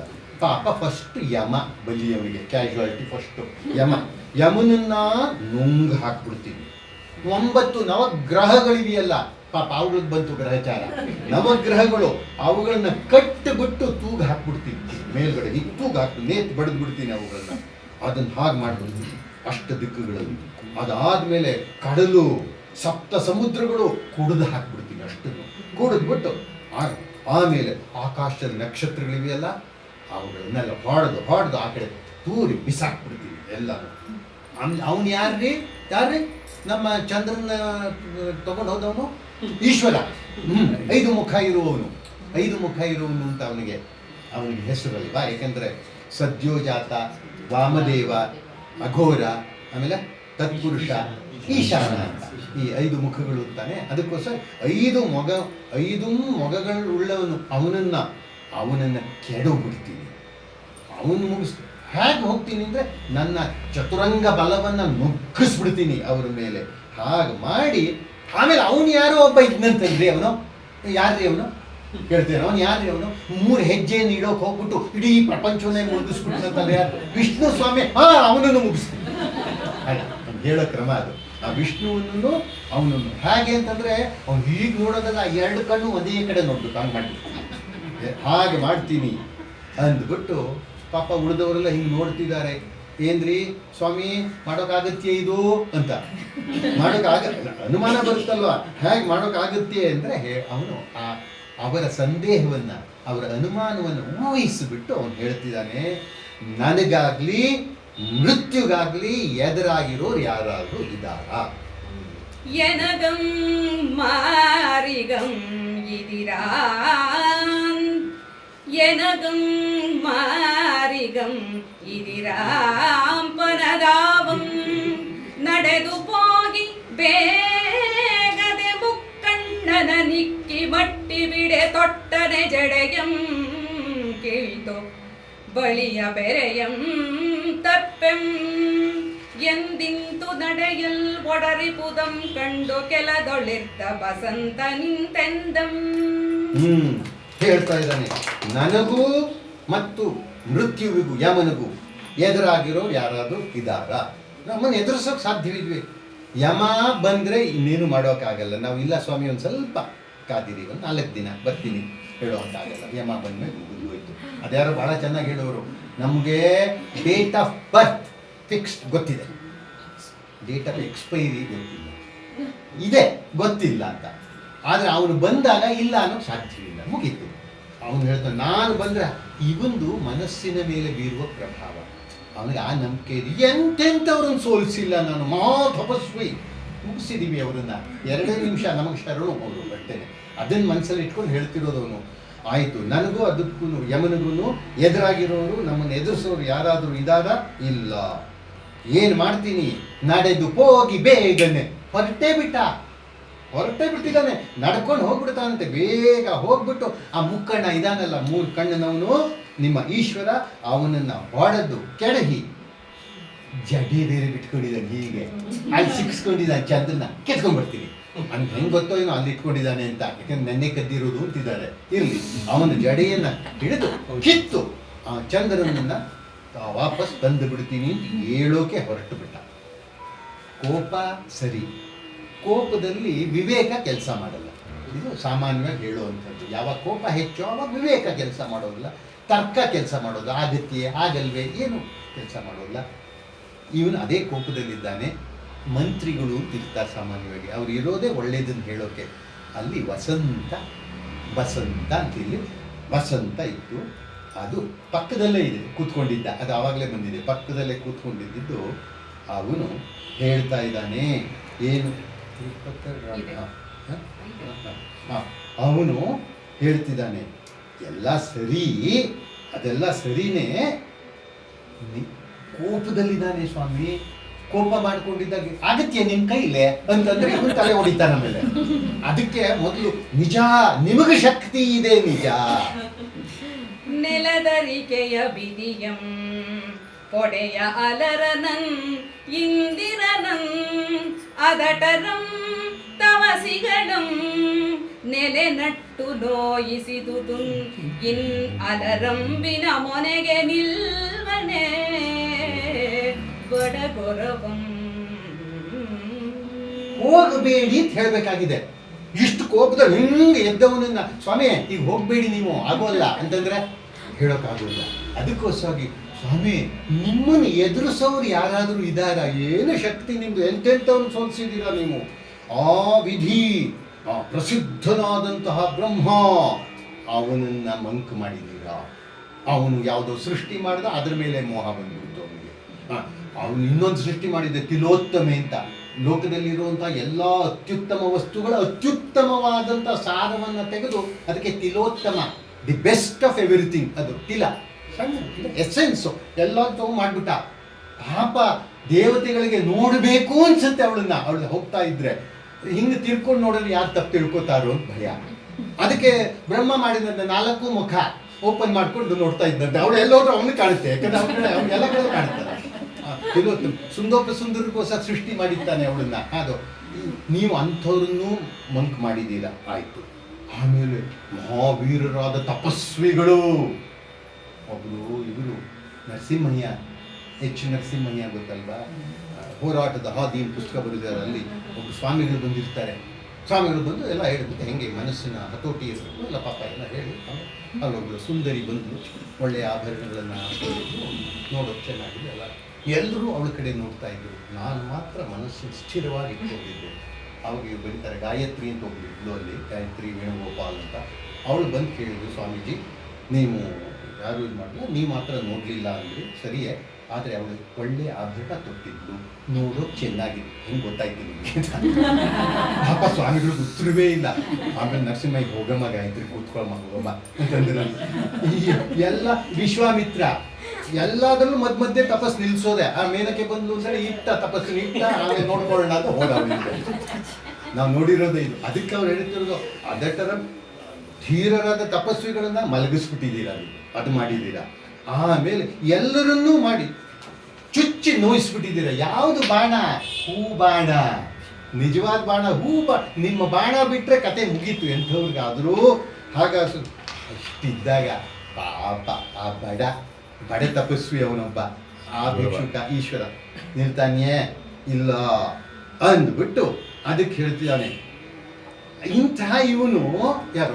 ಇಂಥ ಈಶ್ವರ, ಎಂಥ ಈಶ್ವರ, ಏನು ಮಾಡ್ತಾನವನು ನೋಡೋಣ ಅಂದ್ಬಿಟ್ಟು ಅದಕ್ಕೆ ಅವನು ಹೇಳ್ತಾನೆ, ಯಮನ ಕತ್ತನ್ನ ಮುರಿದು ಜವನಂ ಮುರಿಗೊಂಡು ಬಾಂಬಳಲ ನುರ್ಕಿಂ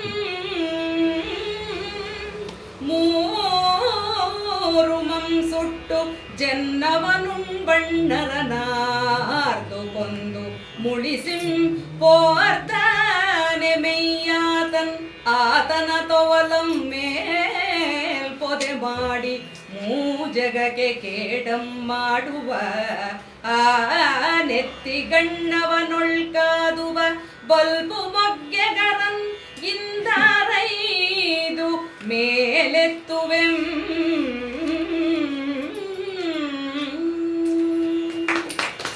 ಅದಕ್ಕೆ ಅವನು ಉತ್ತರ ಕೊಡ್ತಾನೆ, ಏನು ಮಾಡ್ತೀನಿ? ಯಮನ ಕತ್ತನ್ನ ಮುರಿದು, ಅವನೇನೋ ಭಾಳ ದೊಡ್ಡ ಹೆಸರಿದೆಯಂತಲ್ಲಪ್ಪ, 2020 150 ಹೊಡೆದ್ಬಿಟ್ಟಿದ್ದಾನಂತಲ್ಲಪ್ಪ ಅಂತ. ಏನು ಅಂತಂದರೆ ಆಕಾಶದಲ್ಲಿದ್ದಂಥ ತ್ರಿಪುರ 3 ಪಟ್ಟಣಗಳನ್ನು ಅವನು ತ್ರಿಪುರಾರಿ ತಾನೆ ಈಶ್ವರ, ಅದನ್ನೆಲ್ಲ ಹಾಳು ಮಾಡಿದಂಥ ಒಬ್ಬ ಏನೋ ಇದ್ದಾನಂತಲ್ಲಪ್ಪ. ಅಂಥವನ್ನ ದೇವತೆಗಳನ್ನೆಲ್ಲ ಆರ್ಭಟದಿಂದ ಕೊಂದು ಕೋಪದಿಂದ ಗಜಾಸುರನ ಚರ್ಮವನ್ನು ಅವನು ಹೊತ್ಕೊಂಡಲ್ಲ. ಹಾಗೆ ಮಾಡಿದಂಥ ಇವನು 3 ಲೋಕಗಳಿಗೆಲ್ಲ ದುಷ್ಟ, ಇವನು ಕೆಟ್ಟದ್ದು ಮಾಡೋದು. ಅಂತಹ ದುಷ್ಟ ಈಶ್ವರನ ಜೊತೆ ಯುದ್ಧ ಮಾಡುವ ಸಾಮರ್ಥ್ಯವುಳ್ಳ ನನ್ನ ಪರಾಕ್ರಮಿಗಳನ್ನು ಆಯ್ಕೆ ಮಾಡಿಕೊಂಡು ಅವ್ರ ಜೊತೆ ಹೋಗಿ ದಾಳಿ ಮಾಡ್ತೀನಿ.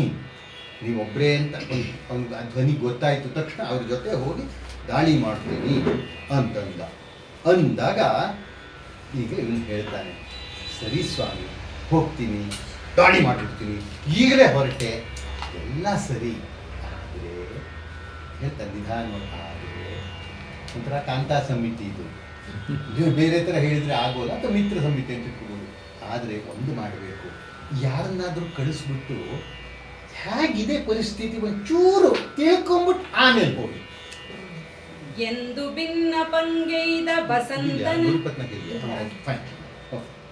ಎಂದು ಭಿನ್ನ ಪಂಗೈದ ಬಸಂತನ ಮಂತನದ ಮಾತಂ ಸ್ವರ್ಕಾನೆ ಮಂತಣೆಯ ಮಾವಂತನ ಮಾತಂ ಮನ್ನಿಸುವಂತೆ ಮನ್ನಿಸಿ ತೆಂಗಾಳೆ ಎಂಬ ದೂದನಂ ಕರೆದು ಗೊರವನಲ್ಲಿಗೆ ಹೋಗಿ ನಮ್ಮ ಪೆರೆಯಂ ತಡೆಯದೆ ಬಿಡಿಸಿಕೊಂಡು ಬಾಯಂದೊಡಾತಂ ಬೇಗಂ ಮಂಜು ಬೆಟ್ಟನೆಯ್ದಿ ತೆಳ್ಬಲವನದ ಚೆಲ್ವಂ ನೋಡಿ ಮೆಚ್ಚುತ್ತುಂ ಬಂದು ತನ್ನ ಬರವಂ ಪಡಿಯರರ್ಗರಿಪಿ ತೆರ ಪರಿದೋಲಗದೆಡೆಯಂ ಪುಗಲೊಡನೆ. ಎಷ್ಟು ಸ್ವಾರಸ್ಯ ಮಾಡಿದ ನೋಡಿ ಕವಿ. ಇವನ್ ಬುದ್ಧಿ ಹೆಂಗಿದೆ ಅಂತ. ಹಂಗೆ ಮಾಡ್ತೀನಿ ಅಲ್ಲ ಅಂದ. ಅದಕ್ಕೆ ಅವನು ಹೇಳ್ದ ವಸಂತ, ಹಂಗಲ್ಲ ಸ್ವಾಮಿ, ಹಂಗಲ್ಲ, ಶಕ್ತಿ ಇದೆ ಇಲ್ಲ ಅಂತಲ್ಲ, ಪಾಪ ಅದು ಮುಂಚೆನೇ ತನ್ನನ್ನು ತಾನು ಪಾಪ ಸೇಫ್ ಮಾಡ್ಕೊಂಡ್ಬಿಟ್ಟಿದ್ದಾನೆ ಅವನು ಅಂದ್ಬಿಟ್ಟು. ಹಂಗಲ್ಲ, ಯಾರಾದರೂ ದೂತರನ್ನು ಕಳಿಸಿ ಏನು ಹೇಗೆ ಸ್ವಲ್ಪ ತಿಳಿಸ್ಕೊಡಿ ವಿಷಯ, ಆಮೇಲೆ ನೀವು ಮಾಡಬಹುದು ಕೆಲಸವನ್ನು, ಇದೆಲ್ಲ ಅಂದ್ಬಿಟ್ಟ. ಓ ಹೌದಲ್ವಾ, ಒಪ್ಕೊಂಡ. ಹೇಗೆ ಒಪ್ಕೊಂಡಂತೆ ಅಂತಂದರೆ, ಮದಿಸಿದ ಆನೆ ಮಾವುತನ ಮಾತನ್ನು ಕೇಳೋ ಹಾಗೆ ಕೇಳಿದ್ವಿ ಅಂತ. ಅದು ಅವ್ನು ಚುಚ್ಚಿದ್ರೆ ಕೇಳ್ತದೆ, ಹಾಗೆ ಎಲ್ಲ ಸಲವೂ ಕೇಳಲ್ಲ, ಬೇರೆ ಇರಲಿ. ಹಂಗೆ ಕೇಳ್ಕೊಂಡ್ಬಿಟ್ಟು ನೀವು ಹೇಳಿದ ಸರಿ ಸರಿ ಸರಿ ಅಂದರೆ ಏನು ಮಾಡಬೇಕು, ಯಾರನ್ನೋ ಕಳಿಸ್ಬೇಕು.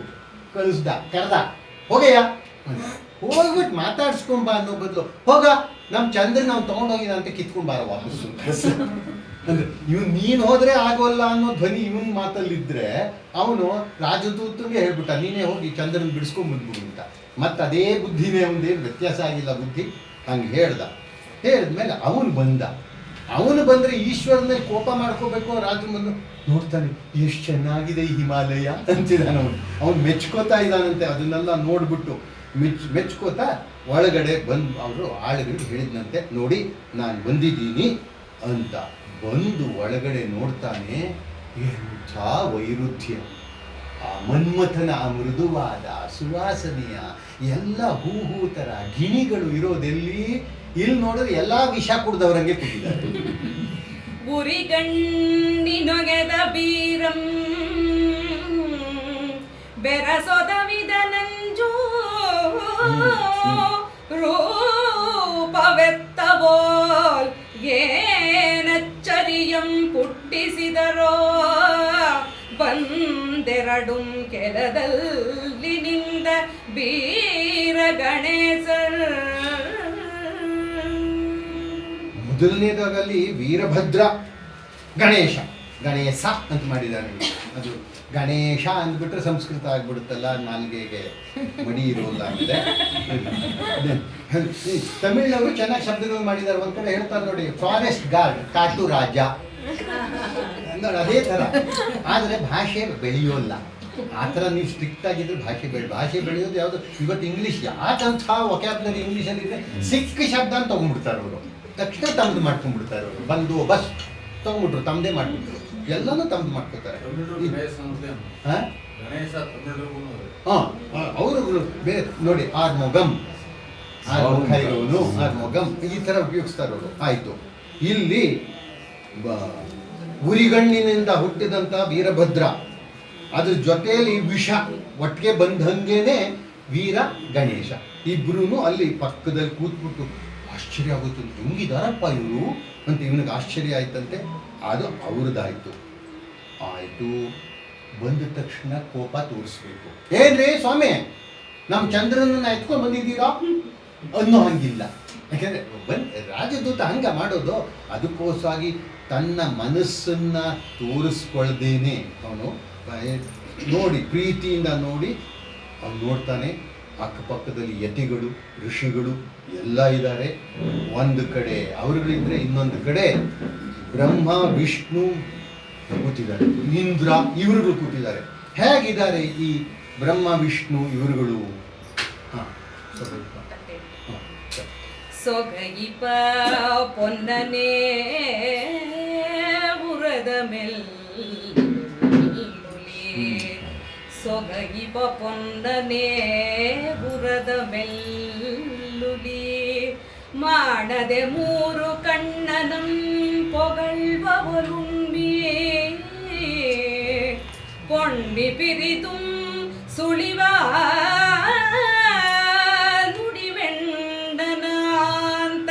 நால்முகம் ಇರದಚ್ಚದಾವರೆಯ ಚಂದಮನೊಂದೊಳಗೆಯೇ ಬಂದು ನೆಟ್ಟಗೆ ಬಲವಕ್ಕದೊಳ್ ನೆಲಸಿ ಕಣ್ಗೆಸೆದಂ ಬಿದಿ ಕಣ್ಗೆಸೆದಂ ನಿಂದು ನೋಳ್ಬರ.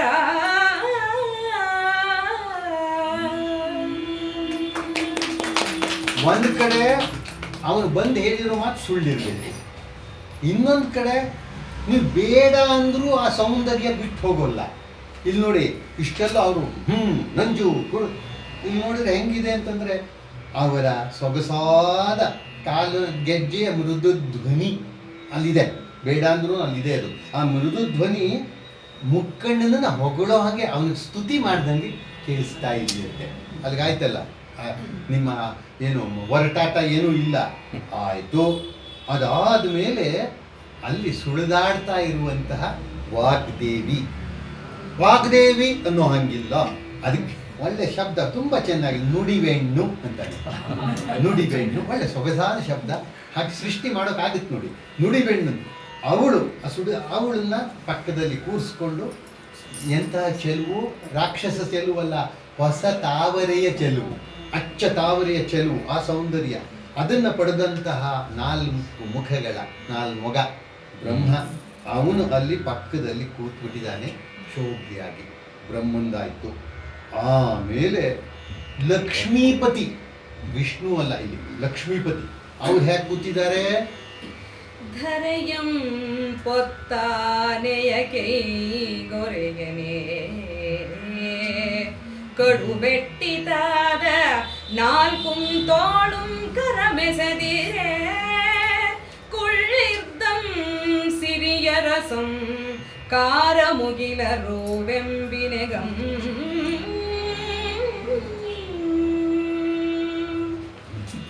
ಮೇಡಮ್ಮು ತಪ್ಪನ್ನು ಸರಿ ಮಾಡಿದ್ದಾರೆ, ಧರೆಯಂ ಅಂತ. ಆ್ಯಕ್ಚುಲಿ ಧರೆಯಮ್ಮೆ ಅದು, ಯಾಕಂದ್ರೆ ಅವನು ಧರೆ ಅನ್ನೋ ಹಂಗಿಲ್ವಲ್ಲ, ಸಂಸ್ಕೃತ ಶಬ್ದ ಧರೆ ಅದು, ಧರೆನೇ ಅದು. ಇರಲಿ, ಹೇಳಿದೆ ನೀವು ಸರಿ ಮಾಡ್ಕೊಂಡಿದ್ದೀರ, ಸಂಸ್ಕೃತ ಪದ ಮಾಡ್ಕೊಂಡಿದ್ದೀರ, ಅದನ್ನ ಮಾತ್ರಣ ಕರೆಕ್ಟ್ ಅದು. ಆದರೆ ಇಲ್ಲ, ಅವನು ಮಾಡ್ಬೇಕಾದ ಧರೆ ಆಯ್ತು. ಈಗ ಧರೆಯನ್ನ, ಭೂಮಿಯನ್ನು ಹೊತ್ತಿರುವಂತಹ ಆನೆಗಳಿವೆಯಲ್ಲ, ಆನೆಗಳ ಸೊಂಡಿಲುಗಳು ಬಲಿಷ್ಠವಾದ ಸೊಂಡಿಲು, ಅಂತಹ ಸೊಂಡಿಲಿಗೆ ಸಮಾನವಾದ 4 ತೋಳುಗಳ, ಇವನ್ನೆಲ್ಲ ಶಕ್ತಿಯನ್ನು ಅರ್ಥದಲ್ಲಿ ತಗೋಬೇಕು. ಸೊಂಡಿಲ ಥರನೇ ಈ ತೋಳಿದೆ ಅಂತ ಕಲ್ಪಿಸ್ಕೊಂಡ್ರೆ ಮುಗಿದೋಯ್ತು. ಅಂತಹ ಲಕ್ಷ್ಮೀಪತಿ, ಅಂತಹ ವಿಷ್ಣು ಕೂತ್ಬಿಟ್ಟಿದ್ದಾನಲ್ಲಿ. ಸಿರಿಯರಸಂ, ಲಕ್ಷ್ಮಿಯ ಪತಿ, ಅದಕ್ಕೆ ಸಿರಿಯರಸಂ. ಅದು ಚೆನ್ನಾಗಿದೆ. ಅವನ ರೂಪ ಹೆಂಗಿತ್ತು ಅಂದರೆ ಕಾರ ಮುಗಿಲು, ಕಪ್ಪು ಮೋಡ ಇದ್ದಂಗಿತ್ತು. ಅವನು ನೀಲ ಮೇಘ ಶ್ಯಾಮ ತಾನೆ, ಅವನು ಆ ಥರ ಅವನು ಕೂತಿದ್ದಾನೆ. ಹೀಗೆ ಕೂತಿದ್ರೆ ಅಲ್ಲಿ ಗಿಳಿಗಳು, ಸರಿ ಅದು ಸಂಚೆ ಆ ಕಡೆ ಕೂತ್ಕೊ, ನೀನು ಇಲ್ಲಿ ಬರ್ಬೇಡ, ನೀನು ನವಿಲು ಮಾತಾಡ್ಬೇಡ, ಈ ಥರ ನಿಧಾನವಾಗಿ ಹೇಳೋದು. ಇಲ್ಲಿ ಭಾರಿ ಜೋರಾಗಿರುವಂತಹ ಮಹಾಕಾಳ ಕೂತಿದ್ದಾನೆ. ಕುದೋಡ್ರಿ ಸುಮ್ಮನೆ, ನೀವು ಹೇಳ್ಬೇಡ್ರಿ, ಈ ಥರ ಒಬ್ಬೊಬ್ರು ಮಾತಾಡ್ಬೇಡ್ರಿ ಮಾಡ್ಬೇಡ್ರಿ ಅಂತ ಈ ಥರ ಬೈತಿದ್ದಂತೆ. ಅಲ್ಲಿ ವಾತಾವರಣಕ್ಕೆ ಅಲ್ಲಿದು ಆ ವಾತಾವರಣ. ಹೀಗಿದ್ದಾಗ ಅಲ್ಲಿ ಕಣ್ಣಿಗೆ ಹಬ್ಬ ಆಗೋ ಹಾಗೆ ಇವರೆಲ್ಲ ಇದ್ರೆ ಮಧ್ಯೆ ಕೂತಿದ್ದಾನೆ ಈಶ್ವರ. ಅವನು ಹೇಗಿದ್ದ ಅಂತ ಒಂದು ವಚನ, ಅಲ್ಲಿಗೆ ನಮ್ಮ ಕಾರ್ಯಕ್ರಮ ಮುಗಿಯುತ್ತೆ. ನಾನು ಧೈರ್ಯ ಕೊಡಬೇಕಲ್ವ ನಿಮಗೆ? ಅಂತು ಮೈಮೆವೆತ್ತೋಲಗದ ನಡುವೆ ಯಾರು ಮನೋಸರಿಸದೆ ಬಿಗಿದ ಪಾಸವಿದೆಂಬಂತೆ ನೀಳ್ದ ಕೆಂಜಡೆಗಳೊಡಂ ಮಿಸುಪ ನೊಸಲ ಚೆಲ್ವು ಕಂಡೆರೆದಂತೆ ತೋರ್ಪ ನೊಸಲ ಕಣ್ಣೊಳಂ ಪತ್ತೆ ಸಾರ್ಧ ಮರುಳ ಮೊತ್ತ ಮಂಬುಸ್ಸೆಂದು ಬೆದರಿಸುವ ಪಾವಿನ ತೊಡವುಗಳೊಡಂ ಜೆಸಮೆ ತನಗೆ ಮೈಸಿರಿ ಎಂಬುದನ್ ಅರಿಪುವಂತೆ ಪೂಸಿದ ಬೂದಿಯೊಳಂ ನುಂಪು ಒಟ್ಟು ತೋರೆ ಬಿಗಿದುಟ್ಟ ಪುಲಿದೊವರೊಳಂ ದಕ್ಕಿ ನಿಂಬಿಕ್ಕು ಪೋರ್ದ ನೆಕ್ಕರಸನ ಸಮ್ಮದ ಮೈ ಮುದಿಕೆಯೊಳಂ ಚೆಲ್ವನಾಂತು. ಇದು ಕಡೆ ಒಂದು ಪದ್ಯ ಇದೆ. ಹೀಗೆ ಮಹಿಮೆ ಎಲ್ಲ ಮಹಿಮಾವಂತರು ಎಲ್ಲರೂ ಕೂತಿದ್ರೆ ಅಲ್ಲಿ ಮಧ್ಯದಲ್ಲಿ ಈಶ್ವರ ಕೂತಿದ್ದಾನಂತೆ. ಎಷ್ಟು ಒದಾಡ್ಕೊಂಡು ಬೈಕೊಂಡು ಹೇಳೋಣ ಅಂತಂದ್ರೂ ಪಾಪ ಒಳ್ಳೆ ಮಾತೆ ಬೀಳ್ತೀವಿ. ಇನ್ನೊಂದು ಇವನು ಜೈನ ದೃಷ್ಟಿಯಿಂದ ಎಲ್ಲ ಕಾವ್ಯ ಎಲ್ಲ ಮಾಡ್ಕೊಂಡಿದ್ರೂ ಇವನು ಶಿವದ್ವೇಷಿ ಥರ ತೋರಿಸ್ಕೊಂಡಿಲ್ಲ. ತಾನು ಅತಿ ಮಾಡೋಕ್ಕೆ ಹೋಗಿಲ್ಲ. ಆ ಅತಿಯನ್ನು ನಾವು ಬೇರೆ ಕವಿಗಳಲ್ಲಿ ಒಂಥರ ಅಂಧ ಕುರುಡು ರೀತಿಯ ಅತಿಯಾದದ್ದು ನೋಡ್ತೀವಿ. ಇಲ್ಲ, ಅವನು ಮಾಡಿಲ್ಲ. ಅವನು ಯಾರನ್ನು ಬಿಡದೆ ಬಿಗಿದ ಪಾಶ ಅನ್ನೋ ಹಾಗೆ ಉದ್ದವಾದ ಕೆಂಪು ಜಟೆಗಳು ಎಲ್ಲ ಇದೆ. ಆಮೇಲೆ ಹಣೆಯ ಮಧ್ಯೆ ಅವನ ಕಣ್ಣು, 3ನೇ ಕಣ್ಣು, ಅದು ಹೆಂಗಿದೆ ಅಂತಂದರೆ ಆ ಸೌಂದರ್ಯವೇ ಕಣ್ಣು ಬಿಟ್ಟಂಗಿದೆಯಂತೆ. ನೋಡಿ, ಈಶ್ವರ ಮನ್ಮಥ ಸೌಂದರ್ಯದವನು, ಇವನಿಗೂ ಸೌಂದರ್ಯ ಹೊರತಲ್ಲ, ಆದರೆ ಆ ಸೌಂದರ್ಯವೇ ಕಣ್ಣು ಬಿಟ್ಟಂಗೆ ಇತ್ತಂತೆ. ಅಂತಹ ಹಣೆಗಣ್ಣು, ನುಣುಪಾಗಿ ಕಾಣುವಂತಹ ಹುಲಿಯ ಚರ್ಮ ಹೊಂದಿದ್ದಾನೆ. ಹುಲಿಯ ಚರ್ಮ ಬಟ್ಟೆ ಥರ ಹಾಕ್ಕೊಂಡಿರೋದು, ಮೇಲೆ ಹೊದ್ಕೊಳ್ಳೋದಕ್ಕೆ ಗಜಾಸುರನ ಚರ್ಮ, ಅದು ನುಣುಪಾದ ಆ ಚರ್ಮ ಕೂಡ ಇದೆ. ಅದಾದ ಮೇಲೆ ಇಲ್ಲಿ ಒಂದು ಮಾತನ್ನು ಇವರು ಬಿಟ್ಟಿದ್ದಾರೆ, ಅಲ್ಲಿ ಚೆನ್ನಾಗಿದೆ ಅದು. ಜಸಮೆ ತನಗೆ ಮೈಸಿರಿ ಎಂಬುದಂ. ತನ್ನ ಮೈಸಿರಿ ಅನ್ನೋದು ತನ್ನ ಮೈಯ ರೂಪು, ಅದರ ವೈಭವ ಅನ್ನೋದು ಇರೋದು ಡ್ರೆಸ್ನಲ್ಲ, ಜಸಮೆ ನನ್ನ ಕೀರ್ತಿ, ನನ್ನ ಯಶಸ್ಸು ಅದರಲ್ಲಿರೋದು ಅಂತ ತೋರಿಸೋ ಹಾಗೆ ಅವನು ಈ ರೀತಿಯಲ್ಲಿ ಹಾಕ್ಕೊಂಡು ಬಟ್ಟೆನ ನೋಡಿದರೆ ಕಣ್ಣಿಗೆ ಹಬ್ಬ ಅನಿಸೋ ಹಾಗೆ ಇದ್ದಾನಂತೆ ಪರಮೇಶ್ವರ. ಅಷ್ಟು ಚೆನ್ನಾಗಿದ್ದಾನಂತೆ. ಅಂತಹದಿದ್ದಾಗ ಸ್ವರ್ಗಲೋಕದ ಯತಿಗಳೆಲ್ಲ ಪಕ್ಕ ಕೂತಿದ್ದಾರೆ.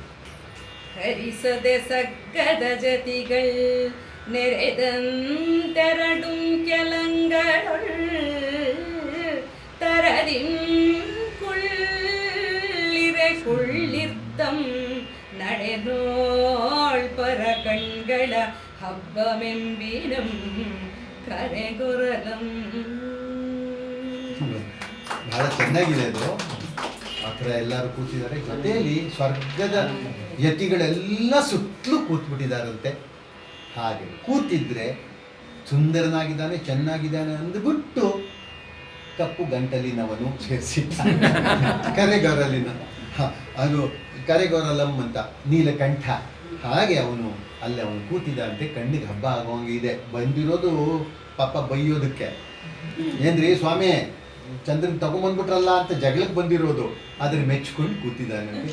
ಇದು ಕುಮಾರವ್ಯಾಸನು ಅರ್ಜುನ್ ಮಾಡಕ್ಕೆ ಬಂದಾಗ ಹೇಳ್ತಾನೆ, ಬಂದ್ಬಿಟ್ಟು ಯುದ್ಧ ಮಾಡಬೇಕು. ಯಾಕಂದ್ರೆ ಅವನು ಹಂದಿ ಹೊಡೆದ್ಬಿಟ್ಟು ಮದೀಯ, ಅವನು ಹೇಳ್ತಾನೆ ಮದೀಯ ಬಾಣವಿದು, ಇದು ನನ್ನ ಬಾಣ ಏಲೆ ಕಿರಾತ, ಬಿಡು ಇದನ್ನ ಅಂತ ಅರ್ಜುನ ಓ ಅಂತಿದ್ರೆ ಇನ್ನು ಪಾರ್ವತಿ ಕಡೆ ನೋಡೆ ಹೆಂಗೆ ನಾವು ಹುಡುಗ ಹೆಂಗಿದ್ದಾರೆ ನೋಡೆ, 3 ತಿಂಗಳಿಂದ ಏನು ತಿಂದಿಲ್ಲ ಅವನು, ಮೊಣೆ ಎಲೆ ಮೊದಲು ತಿಂದ, ಆಮೇಲೆ ಅದೂ ತಿಂದಿಲ್ಲ, ಆದ್ರೆ ನೋಡು ಅಂದ್ಬಿಟ್ಟು ಆಮೇಲೆ ಜ್ಞಾಪಕ ಆಯ್ತು ನಾವು ಬಂದಿರೋದು ಅದಕ್ಕೆಲ್ಲ ಟೆಸ್ಟ್ ಮಾಡಕ್ ಬಂದಿರೋದು. ಮೊದಲೇನೆ ಫುಲ್ 100 ಮಾರ್ಕ್ಸ್ ಕೊಟ್ಬಿಟ್ರೆ ಅದಕ್ಕೆ ನೆನೆದು ಅಂತಾನೆ. ನೆಕ್ಸ್ಟ್ ಲೈನ್ ಕುಮಾರ ನೆನೆದು ಜ್ಞಾಪಕ ಆಯ್ತು ಈಶ್ವರಕ್ಕೆ, ಅದಕ್ಕೆಲ್ಲಪ್ಪ ನಾವು ಬಂದಿರೋದು ಅಂದ್ಬಿಟ್ಟು ಈಗ ಶುರು ಮಾಡಿದೆ ಯಾರೋ ನೀನು ಅಂತ ಮಾಡಿದ್ನಂತೆ. ಇಂದು ಈ ಕಾವ್ಯವನ್ನ ಹೇಳೋದಕ್ಕೆ ನೀವು ಅವಕಾಶ ಮಾಡಿಕೊಟ್ಟಿದ್ದೀರಿ.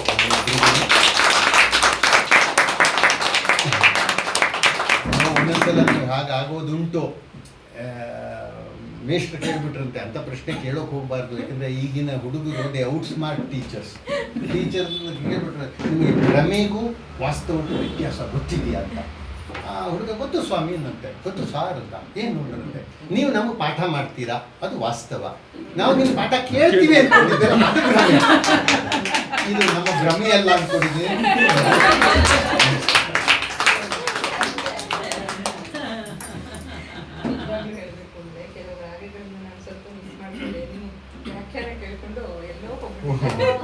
ನನಗೂ ಅದೇ ಆಯ್ತು, ವ್ಯಾಖ್ಯಾನ ಎಲ್ಲೆಲ್ಲ ಹೋಯ್ತು ನಿಮ್ಮ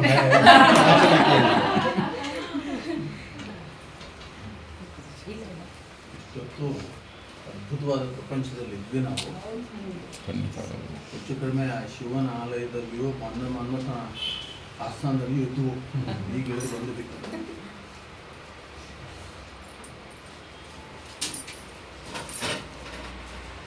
ಇವತ್ತು MC ಪ್ರಕಾಶ್ ಅವರು ಅವ್ರಿಗೆ ನಷ್ಟ ಮಾಡ್ಕೊಂಡ್ರು.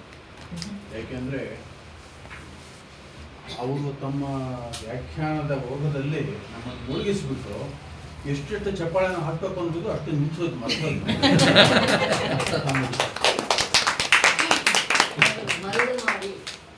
ಮರಳು ಮಾಡಿ ಅವರೆಲ್ಲ ಮರಳಾಗಿದ್ದಾರಂತೆ. ಇನ್ನು ಸಾವಿತ್ರಿಯವರ ಗಾಯನ ಅಂತೂ ಹೇಳುವ ಹಾಗೆ ಇಲ್ಲ. ನಾವು ಇದ್ರ ಕುರಿತು ಎಷ್ಟು ಪ್ರಶಂಸೆ ಮಾತಾಡಿದರೂ ಅದು ಹೆಚ್ಚೆಂದು ಉತ್ಪ್ರೇಕ್ಷೆ ಅನ್ನಿಸ್ಬೋದು, ಬಿಟ್ಟರೆ ಯಥಾರ್ಥ ತಿಳಿಯೋದು ಕಷ್ಟ ಇದೆ. ಅದು ಯಾಕೆಂದರೆ ಅದು ಅನುಭವಕ್ಕೆ ಬರುವಂಥದ್ದು. ನಾವೆಲ್ಲರೂ ಆ ಯಥಾರ್ಥವನ್ನು ಅನುಭವಿಸಿದ್ದೇವೆ.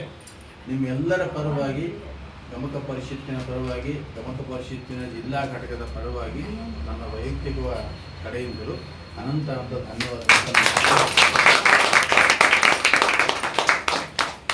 ಸ್ವಲ್ಪ ಪ್ರಾರಂಭ ಆಗಿದ್ದು ತಡವಾಯಿತು, ಹಾಗಾಗಿ ಈ ಪರಿಚಯದ ಕ್ಷಮೆ ಏನಿಲ್ಲ. ತುಂಬಾ ಕಷ್ಟ ಆಯ್ತು ಇವತ್ತು ಬರೋದು. ನನಗೆ 2 ಗಂಟೆ ತಗೊಂಡಿದ್ದೀನಿ ಬರೋಕ್ಕೆ. ನನ್ನ ಕಡೆ ನಾನು ಹೇಳ್ತೇನೆ, ನಿಮ್ಮ ಕಡೆ ನಾನೇ ಕಾರಣ. ಅದು ಈ ಪರಿಚಯದ ಪ್ರಸಂಗ ಮೊದಲು ಮಾಡೋದು ಒಂದೇ, ಕೊನೆಯಲ್ಲಿ ಮಾಡೋದು ಒಂದೇ. ಯಾಕೆಂದ್ರೆ ಜಾಸ್ತಿ ಜನ ಇರ್ತಾರೆ ಅಂತ. ಅಲ್ಲ, ಅಕಸ್ಮಾತ್ ಹೊಗಳಿದ್ರು ಅದು ಉತ್ಪ್ರೇಕ್ಷಣೋ ವಾಸ್ತವನೋ ಅಂತ ಜನರಿಗೂ ಗೊತ್ತಾಗ್ಬಿಡುತ್ತಲ್ಲ. ಪರಿಚಯಕ್ಕೂ ಪರ್ಫಾರ್ಮೆನ್ಸ್ಗೂ ಸಂಬಂಧ ಇಲ್ಲ.